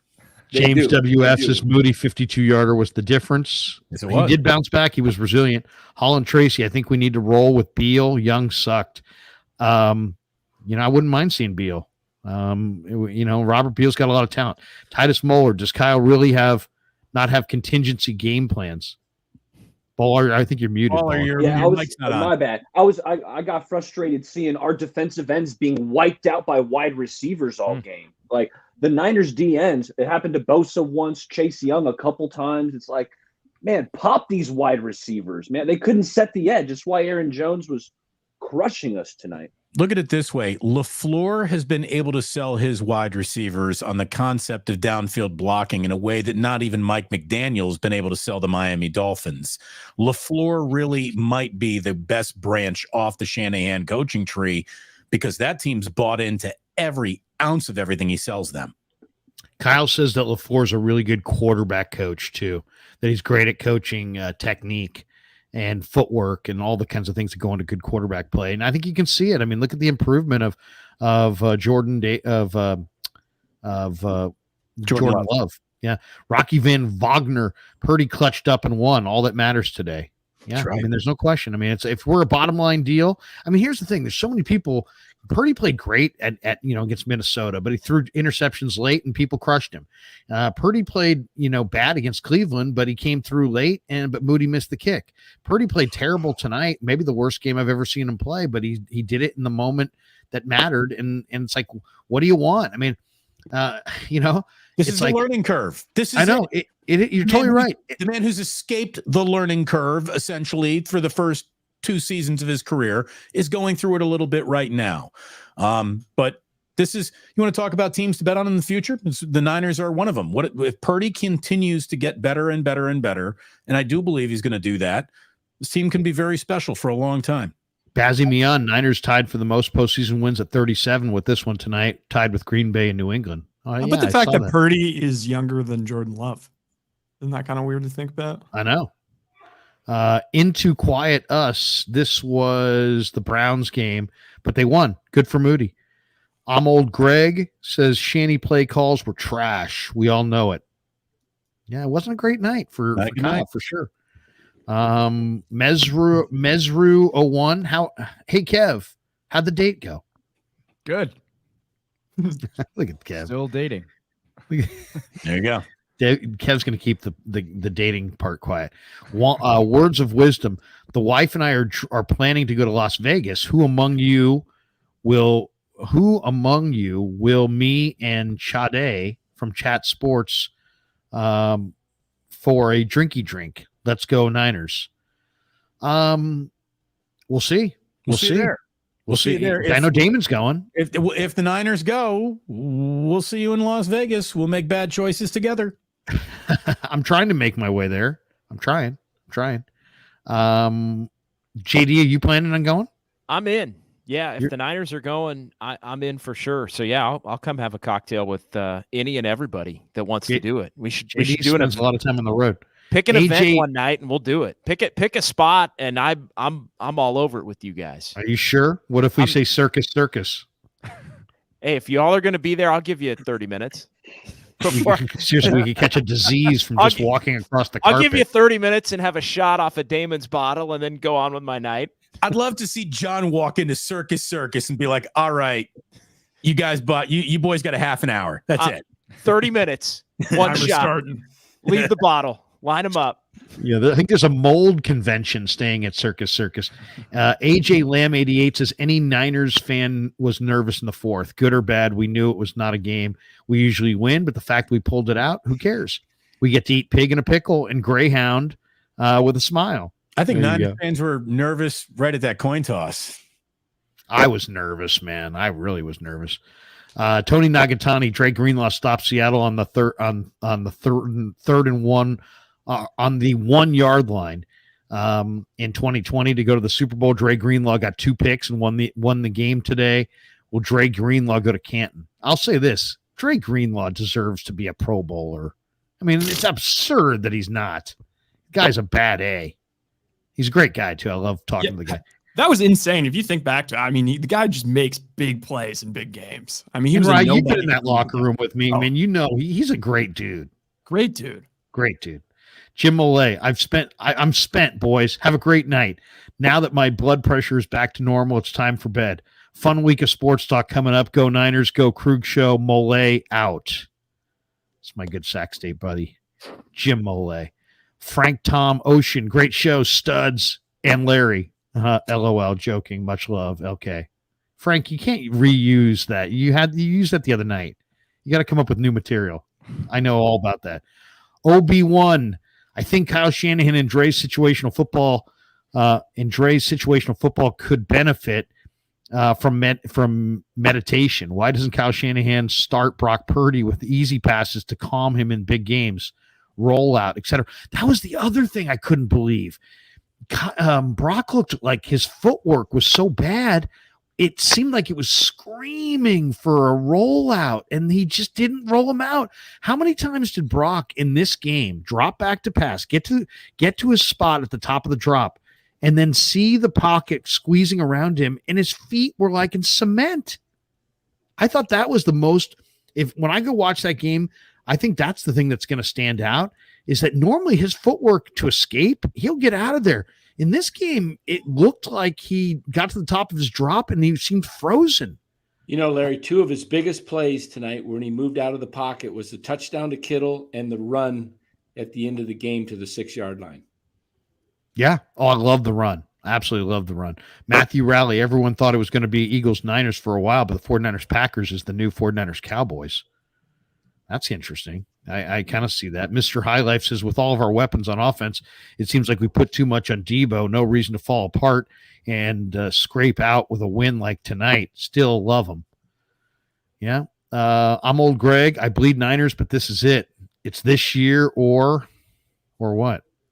Or not or good. Never. I'll say this. This is probably, when you look at how fast things go by and how things end in the NFL, Kittle's getting up there. Trent Williams is getting up there. You know, all these young talented teams are starting to sprout up. This might be, the Niners' last best chance with this group. I mean, I know Kyle's relatively young. Purdy's relatively young. If you keep drafting well, but eventually you're going to have to pay Purdy big money. I mean, the Niners aren't going to have, they've got to seize this opportunity and go to Vegas and finish the deal. I think that's the message. Matthew Rally, stop paying so much for D-line. They disappeared tonight, just like most playoff games. Was Bosa even out there? Oh, yeah, he was chasing Jones a lot. I kind of agree there, too. I mean, the Niners have spent so much money on their D-line. I don't know that they're getting the bang for the buck. It's kind of like the offensive line. Like when the Niners are trailing, the defense is just not the same. But when they're up and they can tee off, it's a completely different, they look awesome.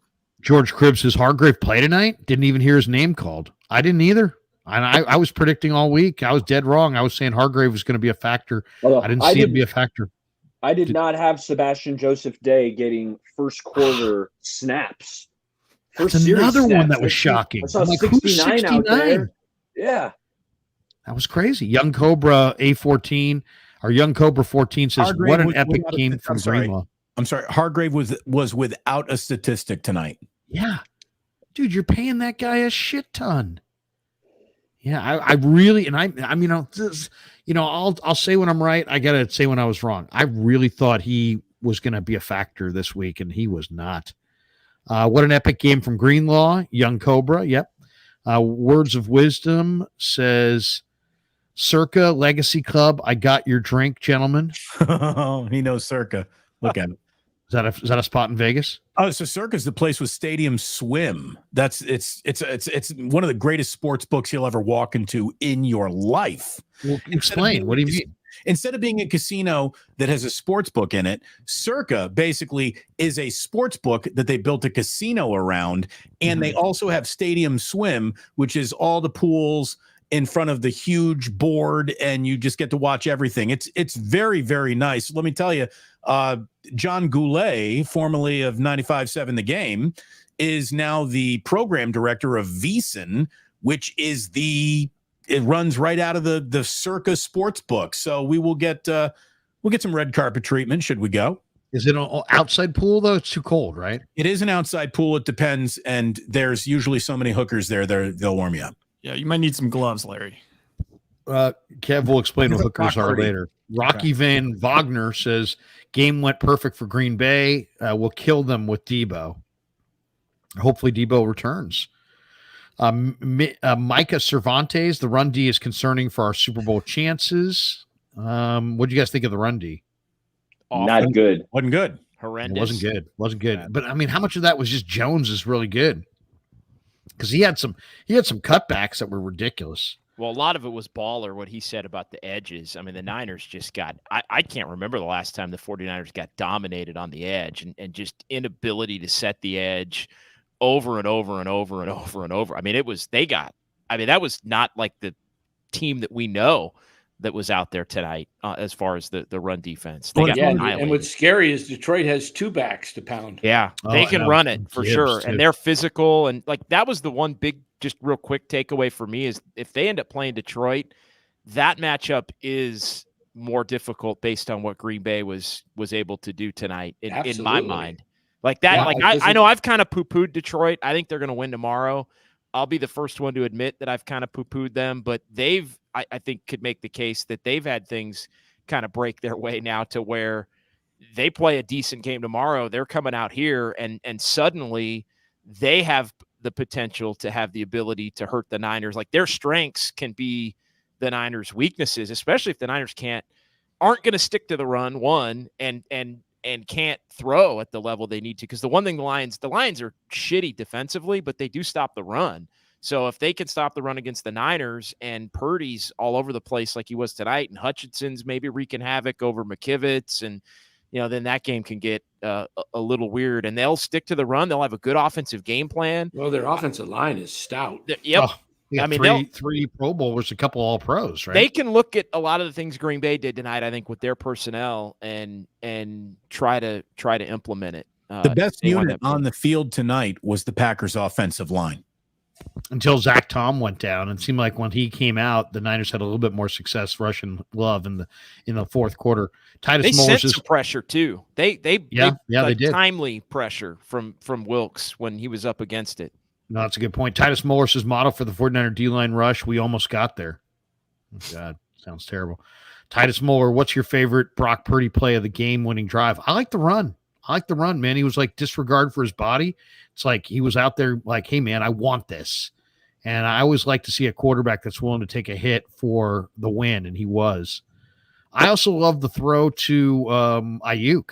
That was probably the best play. I love that on the drive. I mean, that was an amazing catch. The one to Conley too was good. Danny, too. The throw to Conley. Yeah, the throw to Conley was great, but the I guess I'm thinking the catch Ayuk that was just like off the turf almost. I mean, that was the Ayuk catch. Ayuk saved the game in some ways. Yeah, because it wasn't that third down. Yeah, that was third and long. They would have had to go for it. James JJ throws that in. Thank you, James JJ.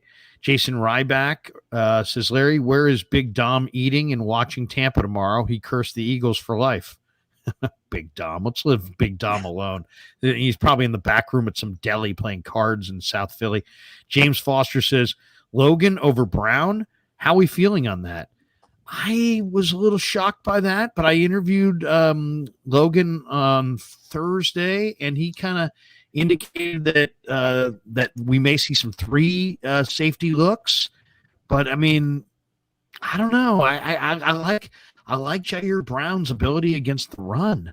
So I don't know about that. How did you guys feel about that? Going with the veteran over the kid? Hated it. I hated it. I was surprised by it. I think, I don't know, it was almost as if the Niners played it too cautious, almost as if, hey, if we don't make any mistakes, then we'll win the game, rather than just going out and looking to play the guy that had maybe the highest risk, highest reward, which I think is Jair Brown. So I don't know how truly healthy he was, but I would have played Jair Brown. I'd play Jair Brown next week. I mean, get him out there. I think has the potential to be the most impactful player at the position. Shefty just tweeted, or one sec, Shefty tweeted 8 seconds ago that Deebo is apparently okay, whatever okay means. Nice.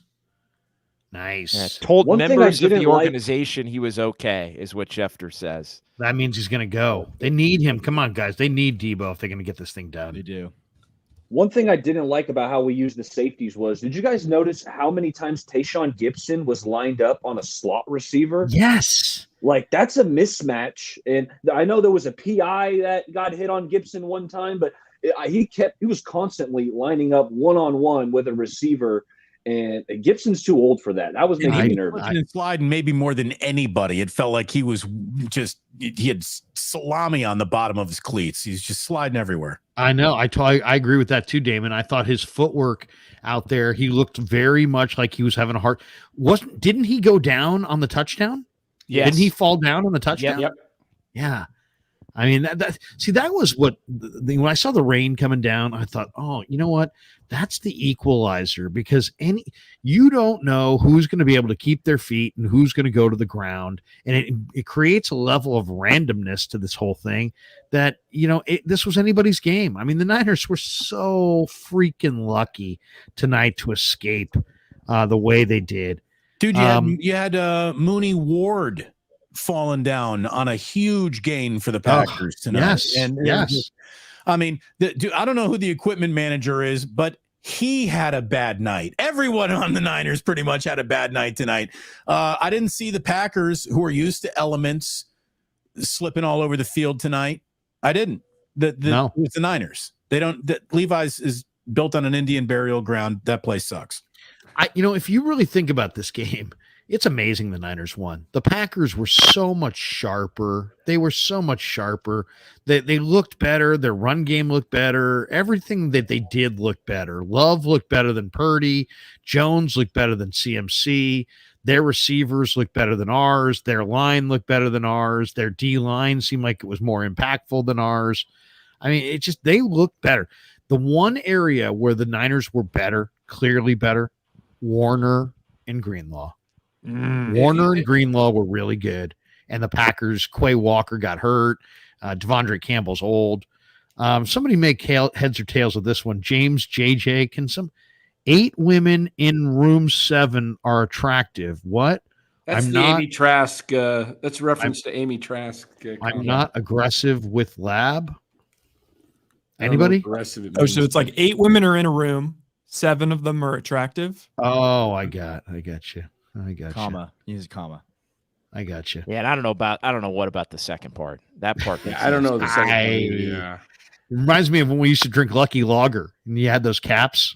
You have to sit there and, hey, what does this cap say? Robbie439, how is Deebo okay? Why did he leave then? Kind of soft. Well, come on, soft. Come soft. That's a crazy accusation. You're going to call this injury. You saw what these guys have been banging heads since soft, July. Man. Probably never played a down of football or. Robbie, you're sitting there in your freaking basketball. Snuggie and you're calling Deebo soft. Come on. I was a little surprised he didn't. I was kind of not like he's absolutely not soft, but I was kind of expecting him to come back in the game. Deebo has a little bit of he's got like a dusting of the Anthony Davis thing where like he does seem to get like terribly injured a lot and then he'll just come right back in. Alfonso McIntosh drops this one. Looking at bigger picture, Baltimore had the same time off as us. Do you guys think we're ready for them? Guys in purple. Let's take care of this. Just get there first. Yeah. Let's take care of next week. Right. Baltimore is not assured to be in the Super Bowl any more than the Niners are. Exactly. Yeah, Baltimore's got a tougher road, I think. Hey, when you talk about the Packers, outplaying them, it really, if you think about it, it came down to just a few key plays. You think about the 4th and 1 where they didn't put any points on the board, the Packers, the Niners stopped them. The interception, the first one of Love, where he threw it behind the guy and it tipped and Greenlaw picked it off. They got 3 points there. And then so those 2 plays, that's a turnaround of 6 points right there. Yeah. I mean, look, the entire game. We all watch the end, and you think the things that happened at the end are more important than things that happened earlier in the game.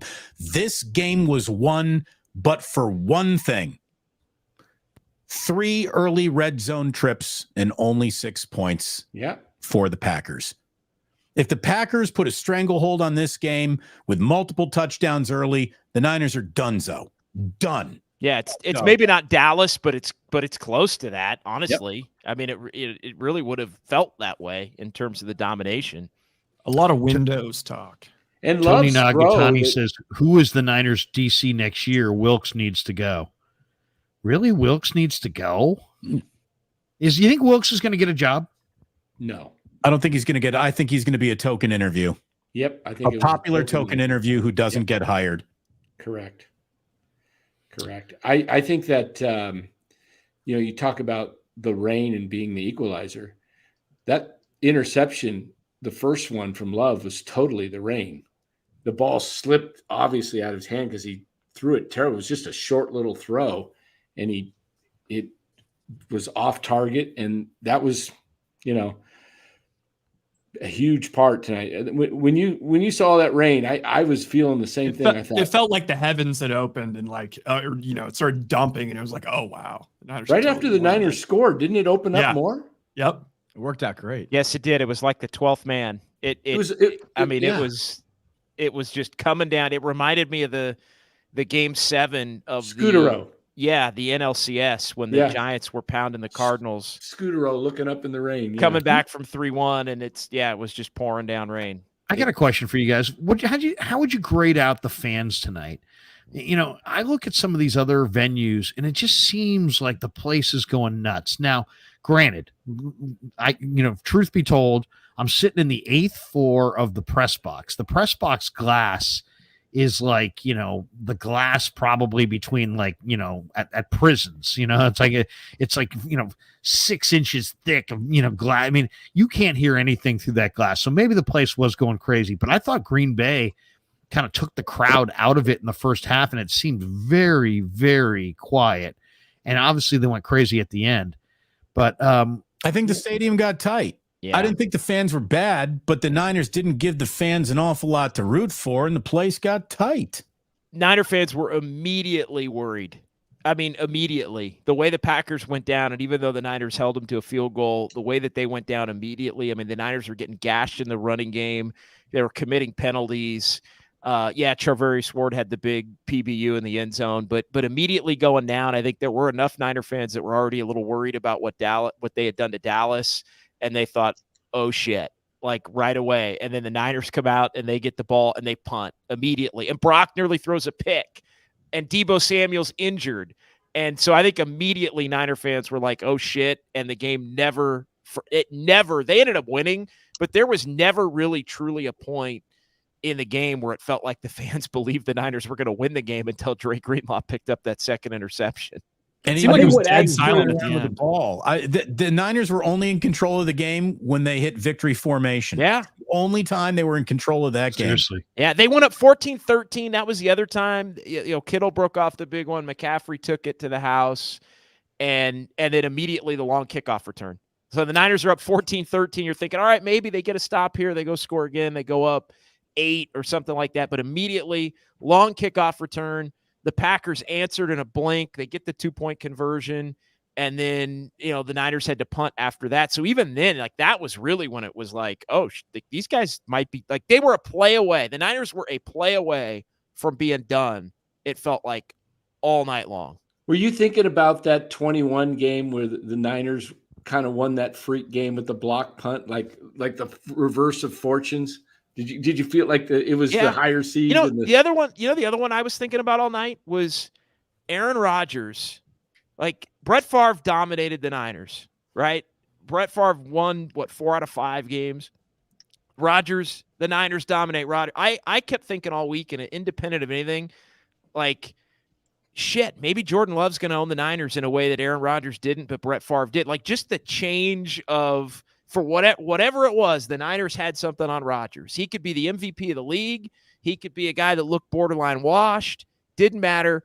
Rodgers, for the most part, even when he played well, he didn't play exceptionally well against the Niners. And they would win every time in those big games against, every time the Niners were good, they would beat Rodgers. And every time they sucked, he would beat them. And there was something that I kept thinking about all week, shit, what if Jordan Love does have a little something on him? Like, what if he's just a bad matchup for him, and the cosmic universe changes a little bit? And I was thinking about that, Dan, a little bit during the game. I'm old Greg says, I speak for all Niners fans. Deebo needed to suck it up. It's win or go home. I don't know about that. We're talking about injuries here. Dundada, Love was not good. Missed 7 open receivers. And it says rain. I thought he was pretty good at times. By Victor 1, can we place anyone at Ambry Thomas's position? That's the thing. You run out of corners. You're running out of corners. They made a Womack ineligible or inactive. You could put him up next week if you want. Titus Muller, could the Niners win the next 2 games without Deebo? I would probably say no, but you never know. By Victor 1 says, I was screaming when the Niners were on defense and telling everyone to stand up. I lost my voice from yelling so much. Good job by Victor. Bobby L says Kyle is now 1-30 after being behind in the 4th. Bang, bang. And James JJ said if they had a Greenlaw on their defense, we would have lost. They didn't capitalize. 2 interceptions. Okay, guys, let's go with this. We're an hour and 50 minutes into this, and we're going to end it. But let's go around the room with player of the game. It wasn't our New York style Italian sausage player of the game, but we're switching it now to our Marin Autoglass player of the game. MarinAutoglass.com, 415-883-3030. When you need a new windshield and you're sitting there going, man, my windshield's cracked, it's broken, MarinAutoglass.com, or give them a call, 415-883-3030. All right, let's go around the room. Kev, we'll start with you, and then we'll go to JD, and we'll go that way. Counterclockwise, who is your player of the game? If I'm going first, I got the easy one. I'm going Dre Greenlaw. That was the whole game there. The 2 interceptions was the difference between the Niners and the Packers today. Them getting the ball and the Packers not having the ball was really all it was. And Dre Greenlaw also, besides just the picks, just set a tone out there hitting guys. And great game for him. And I'll go chalk on this one. Go ahead, Damon. JD, you're next. Who do you like? Who's your player of the game? I think it has to be Greenlaw, but I'll go a different direction just to throw another name out there. I thought McCaffrey, when he actually got his hand on the rock tonight, had a nice game. Couple of touchdowns, the 39-yarder, 17 carries for 98. So he still averaged 5.8 a tote in this one. And, he caught 7 passes as well. Now, the passes were relatively short gains, and he had to really fight for yards. But, I feel like tonight should almost be a unanimous Dre Greenlaw. But I'll give a nod to Christian McCaffrey, who, again, when the Niners could get him the ball, I think was highly effective.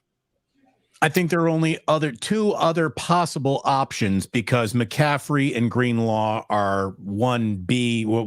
The Greenlaw definitely, it's his party. McCaffrey, after that, he had the 2 touchdowns. Diamador Lenore was out there setting the tone early on in this game, and I thought that Diamador Lenore was the player in the secondary that had the best game, and it was a rough night for the secondary. Juwan Jennings gets my other vote, but Diamador Lenore to make a conversation that is clearly won by Dre Greenlaw easily. That's a good call. Diamador Lenore, guys. He was really good. He really was good. I can't say enough good things about that kid. He's just back-to-back plays where he just absolutely mauled Love right before the out of bounds, and then he loves to hit. Fat hit. He loves to hit, and you know what I can't stand is the people seem like they were calling on the Packers sideline for a penalty. He pushed him. Now we inbounds. Yeah. You can't two-hand shiver in a football. What I see more contact at my 14-year-old's flag football game than that. That shouldn't have been offsetting penalties, in my opinion, either, because there was several Packers that were instigating, pushing several of the, coming at Lenore and others. Yeah. And then, somebody headbutted somebody, and they didn't even, I think he got the flag, but he did it twice. Trent Williams got called, and the guy flopped. Oh, I felt like Vlade Divac's busted into this game. Jeez. Also, that was for you, JD. That was for you. I busted that one out for you, JD. Flopper Hall of Fame. Baller, who's your Marin Autoglass player of the game? I'm going all in on Juwan Jennings. Niners do not win that game without Juwan's effort. Good pick. 4 out of his 5 catches went for first downs. He's just so tenacious. He blocked a dude about 5 or 10 yards out of bounds, just shoved him into the Gatorade. Juwan Jennings, he was awesome. Danny, what do you got? Oh, by the way, DeFreshman throws in a super for a buck, and Brad Brown says Warner was garbage. We'll pass that on to him. And Crazy Boo Boo Chicken says it was super funny seeing Aziz on the sideline. Oh, I didn't see that. Was Al-Shaair? He's a free agent, you know. Ooh, he's a free agent. I love Aziz. He's the man. Well, go ahead, Danny. On a night when not too many played well and 4 of them have already been picked, I don't have much to choose from. So go with Tyler Rogers. Igor Pepper. I think I'll go with Alyssa Natkin. There we go. I think I'm going to go with just because he's been under a lot of pressure and he came through with a big 52-yard field goal. His extra points were even the last one that was key to make it a 3-point game. I was like, come on, you got to make this. I'm going to go with Jake Moody. Despite the block kick that was a little low, with the weather, the distance, he had to, wasn't carrying the ball tonight. It was dead. You kind of noticed even his 52-yarder barely went over the crossbar. So I like what Jake did tonight. Coming back after week 18, everybody was down on him. Jake Moody. Rye, what do you got? All right, I'm going to go with George Kittle. He did have that drop, but it just every time he got the ball in his hands, like obviously he had the great touchdown, but every time he got the ball in his hands, it felt like I was looking for this team. It's like, this is a veteran freaking team. They've been through the battles. They've been to conference championship games, Super Bowls. And I was just waiting for like someone to really step up. And it seemed like every time Kittle got the ball in his hands, he was making huge plays and they came at a huge time. I also wanted to say, I know Greenlaw was already taken, but just another reflection that we haven't talked about. How about when he stood up Jordan Love on that QB sneak? That was massive, where they came away with no points. Yep. The absolute game on the line. That was absolutely sweet. So yeah, I'll go George Kittle, and I just had to highlight that play because since you guys have taken you've taken all the good ones, but I'm gonna say I'm gonna do as I dig deep to get to the bottom to stay on top. That's a Les Nessman for you WKRP fans. Okay, so I'm going with one that's a little off the beaten path. But you know what? There's so many jobs in football that are thankless. And one of the jobs in football that is really thankless is the guy who is your deep speed. Why? Because that guy's got to run off the coverage. And if you don't first of all, he's got to run more than anybody because he's running deep routes. And he never gets the ball. He's got to clear out the coverage and he's got to sell it. So he's got to run not just the most routes and the deepest routes and the most yardage, but and you're never getting the ball. And then you also have to run it with conviction or it's not believable. And then, Chris Conley is my guy. This guy, had to run the deep route. Danny Gray, soft, whatever you want to say, hurt, whatever you want to say about Danny Gray, couldn't get on the field. And Chris Conley is their deep speed now. And he is a burner. He's a veteran. He's been around.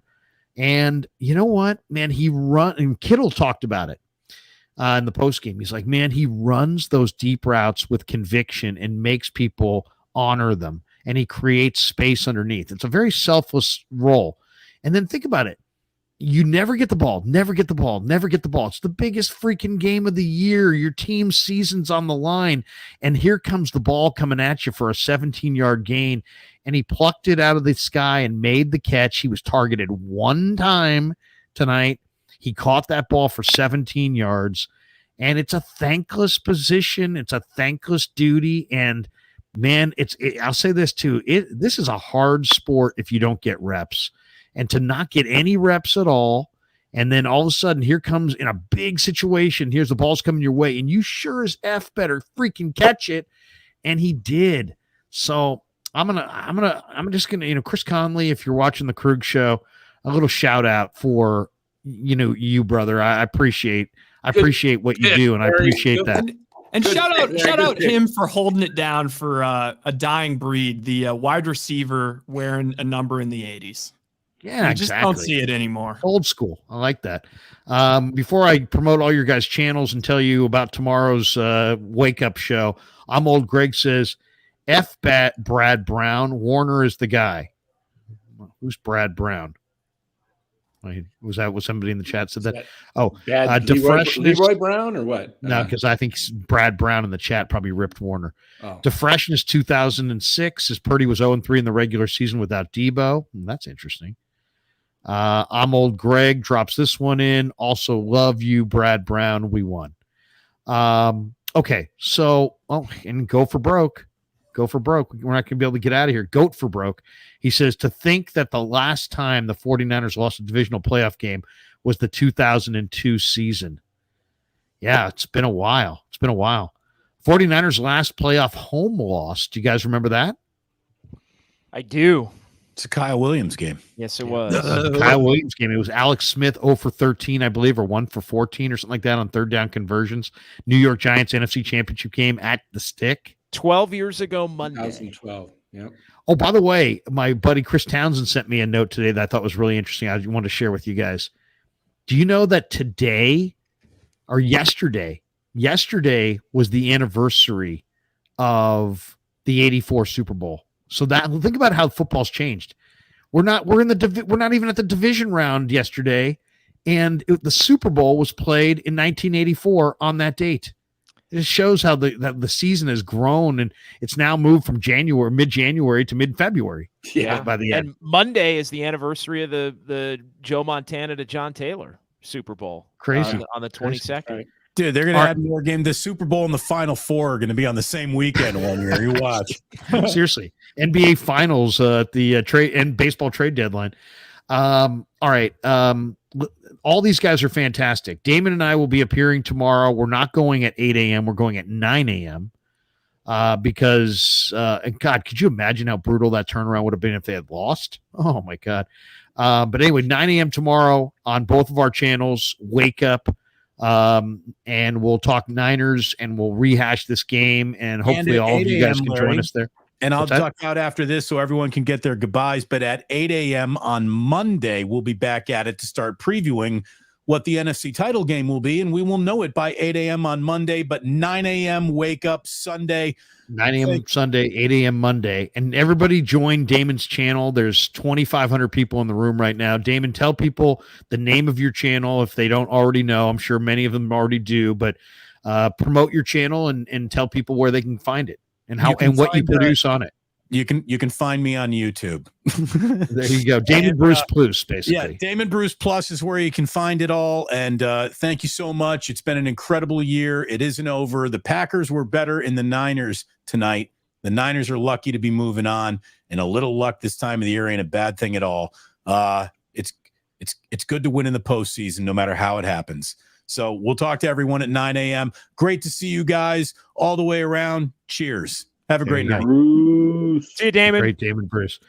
JD, you're going to be appearing on The Sports Leader. When do you next appear?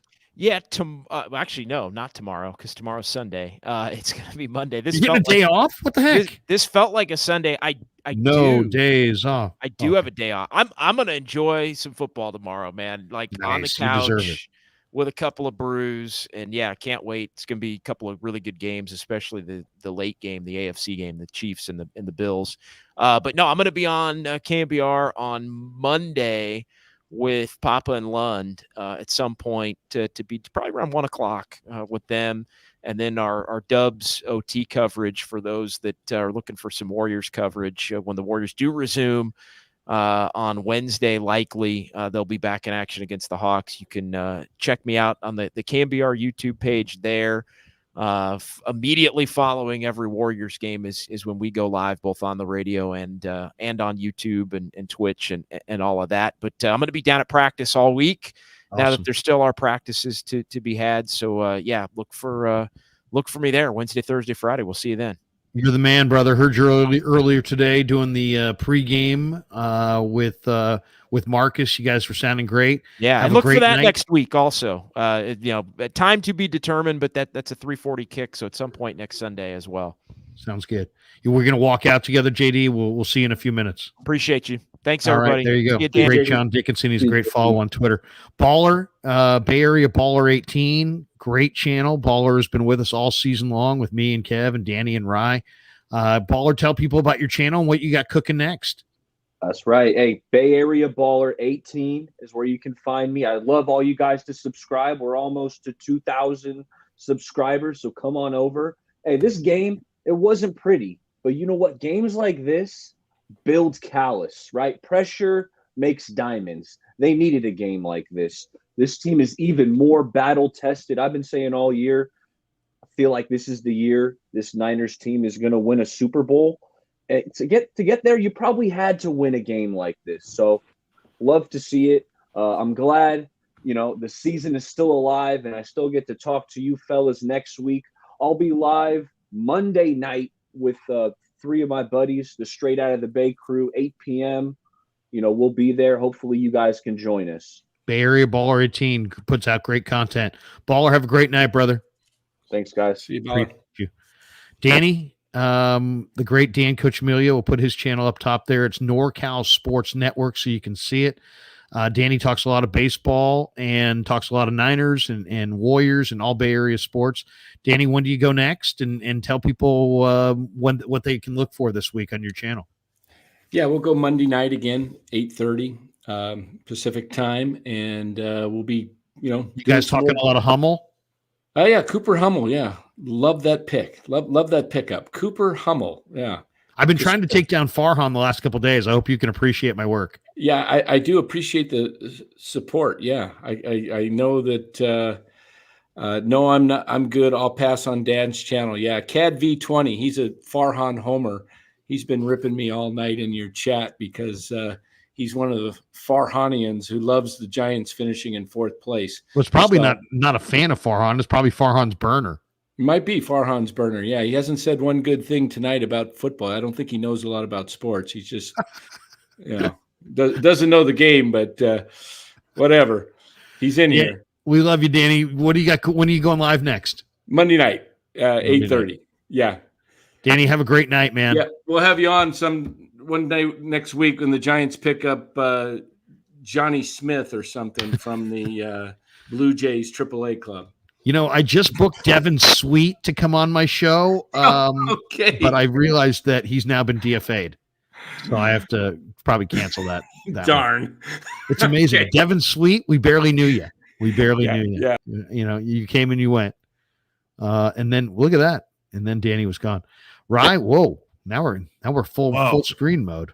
This is a little too. Yeah. Whoa! There we go. Hey, Kev's playing games. Right? Tell people about West Coast Bias. I know you're a good follow on Twitter, West Coast Smitty on Twitter or on X if you want to call it that. Rye, when do you go live next? How's the channel coming? We're going to be talking mostly pro Farhan stuff over on West Coast Bias. So, I'm glad to gain a follower if that's what you're interested in. No, I'll be going live after Bills Chiefs, just talking a little bit about the playoff picture, the Final Four. And then I think I'm going to go live after the next Warriors game, whenever the hell that is, and just talk a little bit about, we got to start easing into the Warriors. And it's not looking good. Are the Warriors going to make a trade? Are the Warriors going to make the playoffs? Oh, God, no. Oh, God. Yeah, I might become a Sacramento Kings guy. I don't know. I'm undecided, but yeah, I'll have some content coming out.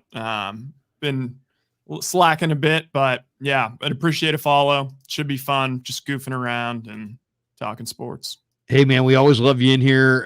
We love your perspective, and great to talk to you again, and have a great 2024. We'll talk to you next Sunday, maybe? Oh, absolutely. Yeah, love you guys. The great Rye. Appreciate you. And RG Teamster, Shannon Sharp already discrediting Purdy, shaking my head. Oh, my God. Kev, this was quite the chat tonight. This is quite the post-game live stream, probably the biggest one we've ever had. Yeah, everyone right now is saying that I'm texting someone. I'm trying to put out the shorts from all the presser questions. Kev's always hustling. I've been grinding those for the last hour, so I'm not. We had 90 super chats. 90. Oh, it's a lot of chats, man. Yeah, man. Long night. But dude, good win. Good win. It's a ugly game, but a good win, right? Come on. That's probably the best way you could say it. The only thing I will say is that this entire week, the narrative is going to be, how much did the ugly win matter? Did the ugly win show that they're not capable of winning against a good team?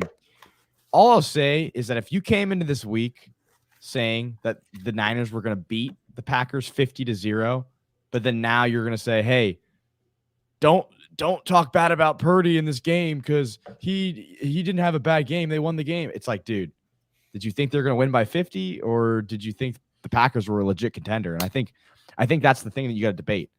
Did the Niners play bad against a bad team, or do they play okay against a good team? And I think it's more of they played okay today against a good team. All right, kid. Love you. Have a great night. And we got a lot going on. Tomorrow we're going to watch some football, but we'll do some videos. We'll do some videos after each game and kind of the latest on Deebo, the latest in Ninerland, recaps on both playoff games. We'll be putting out a lot of videos in the next 24 hours and looking ahead to next Sunday. But great stuff this week, and really Kev is the engine that makes this channel go. So, Kev, we appreciate you, man. Of course. All right, man. Why don't we do this? I won't even say goodbye to you. I'll just say goodbye to everybody. Thanks to everybody for jumping in. Really appreciate every single person who jumped in. As I said, 90 super chats.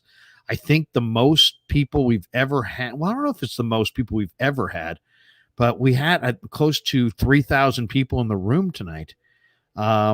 And I just want to say thanks to all you guys. I mean, we're loving the channel. Hope you guys are loving the content. We're loving producing it for you.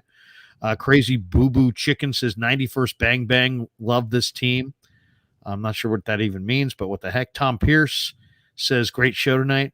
Kevin O'Kennedy says, catch y'all later. Hey, thanks to everybody. We appreciate every single one of you guys. Thanks for supporting the Krug Show. And we're going to have a lot of content on the Niners in the next 10 days or week or so, talking a lot of football. So anyway, we appreciate every one of you guys. For Kev, I'm Larry. Have a great night. Peace. Yeah, never met a man I've been scared of. Careful, you won't get exactly what you asked for.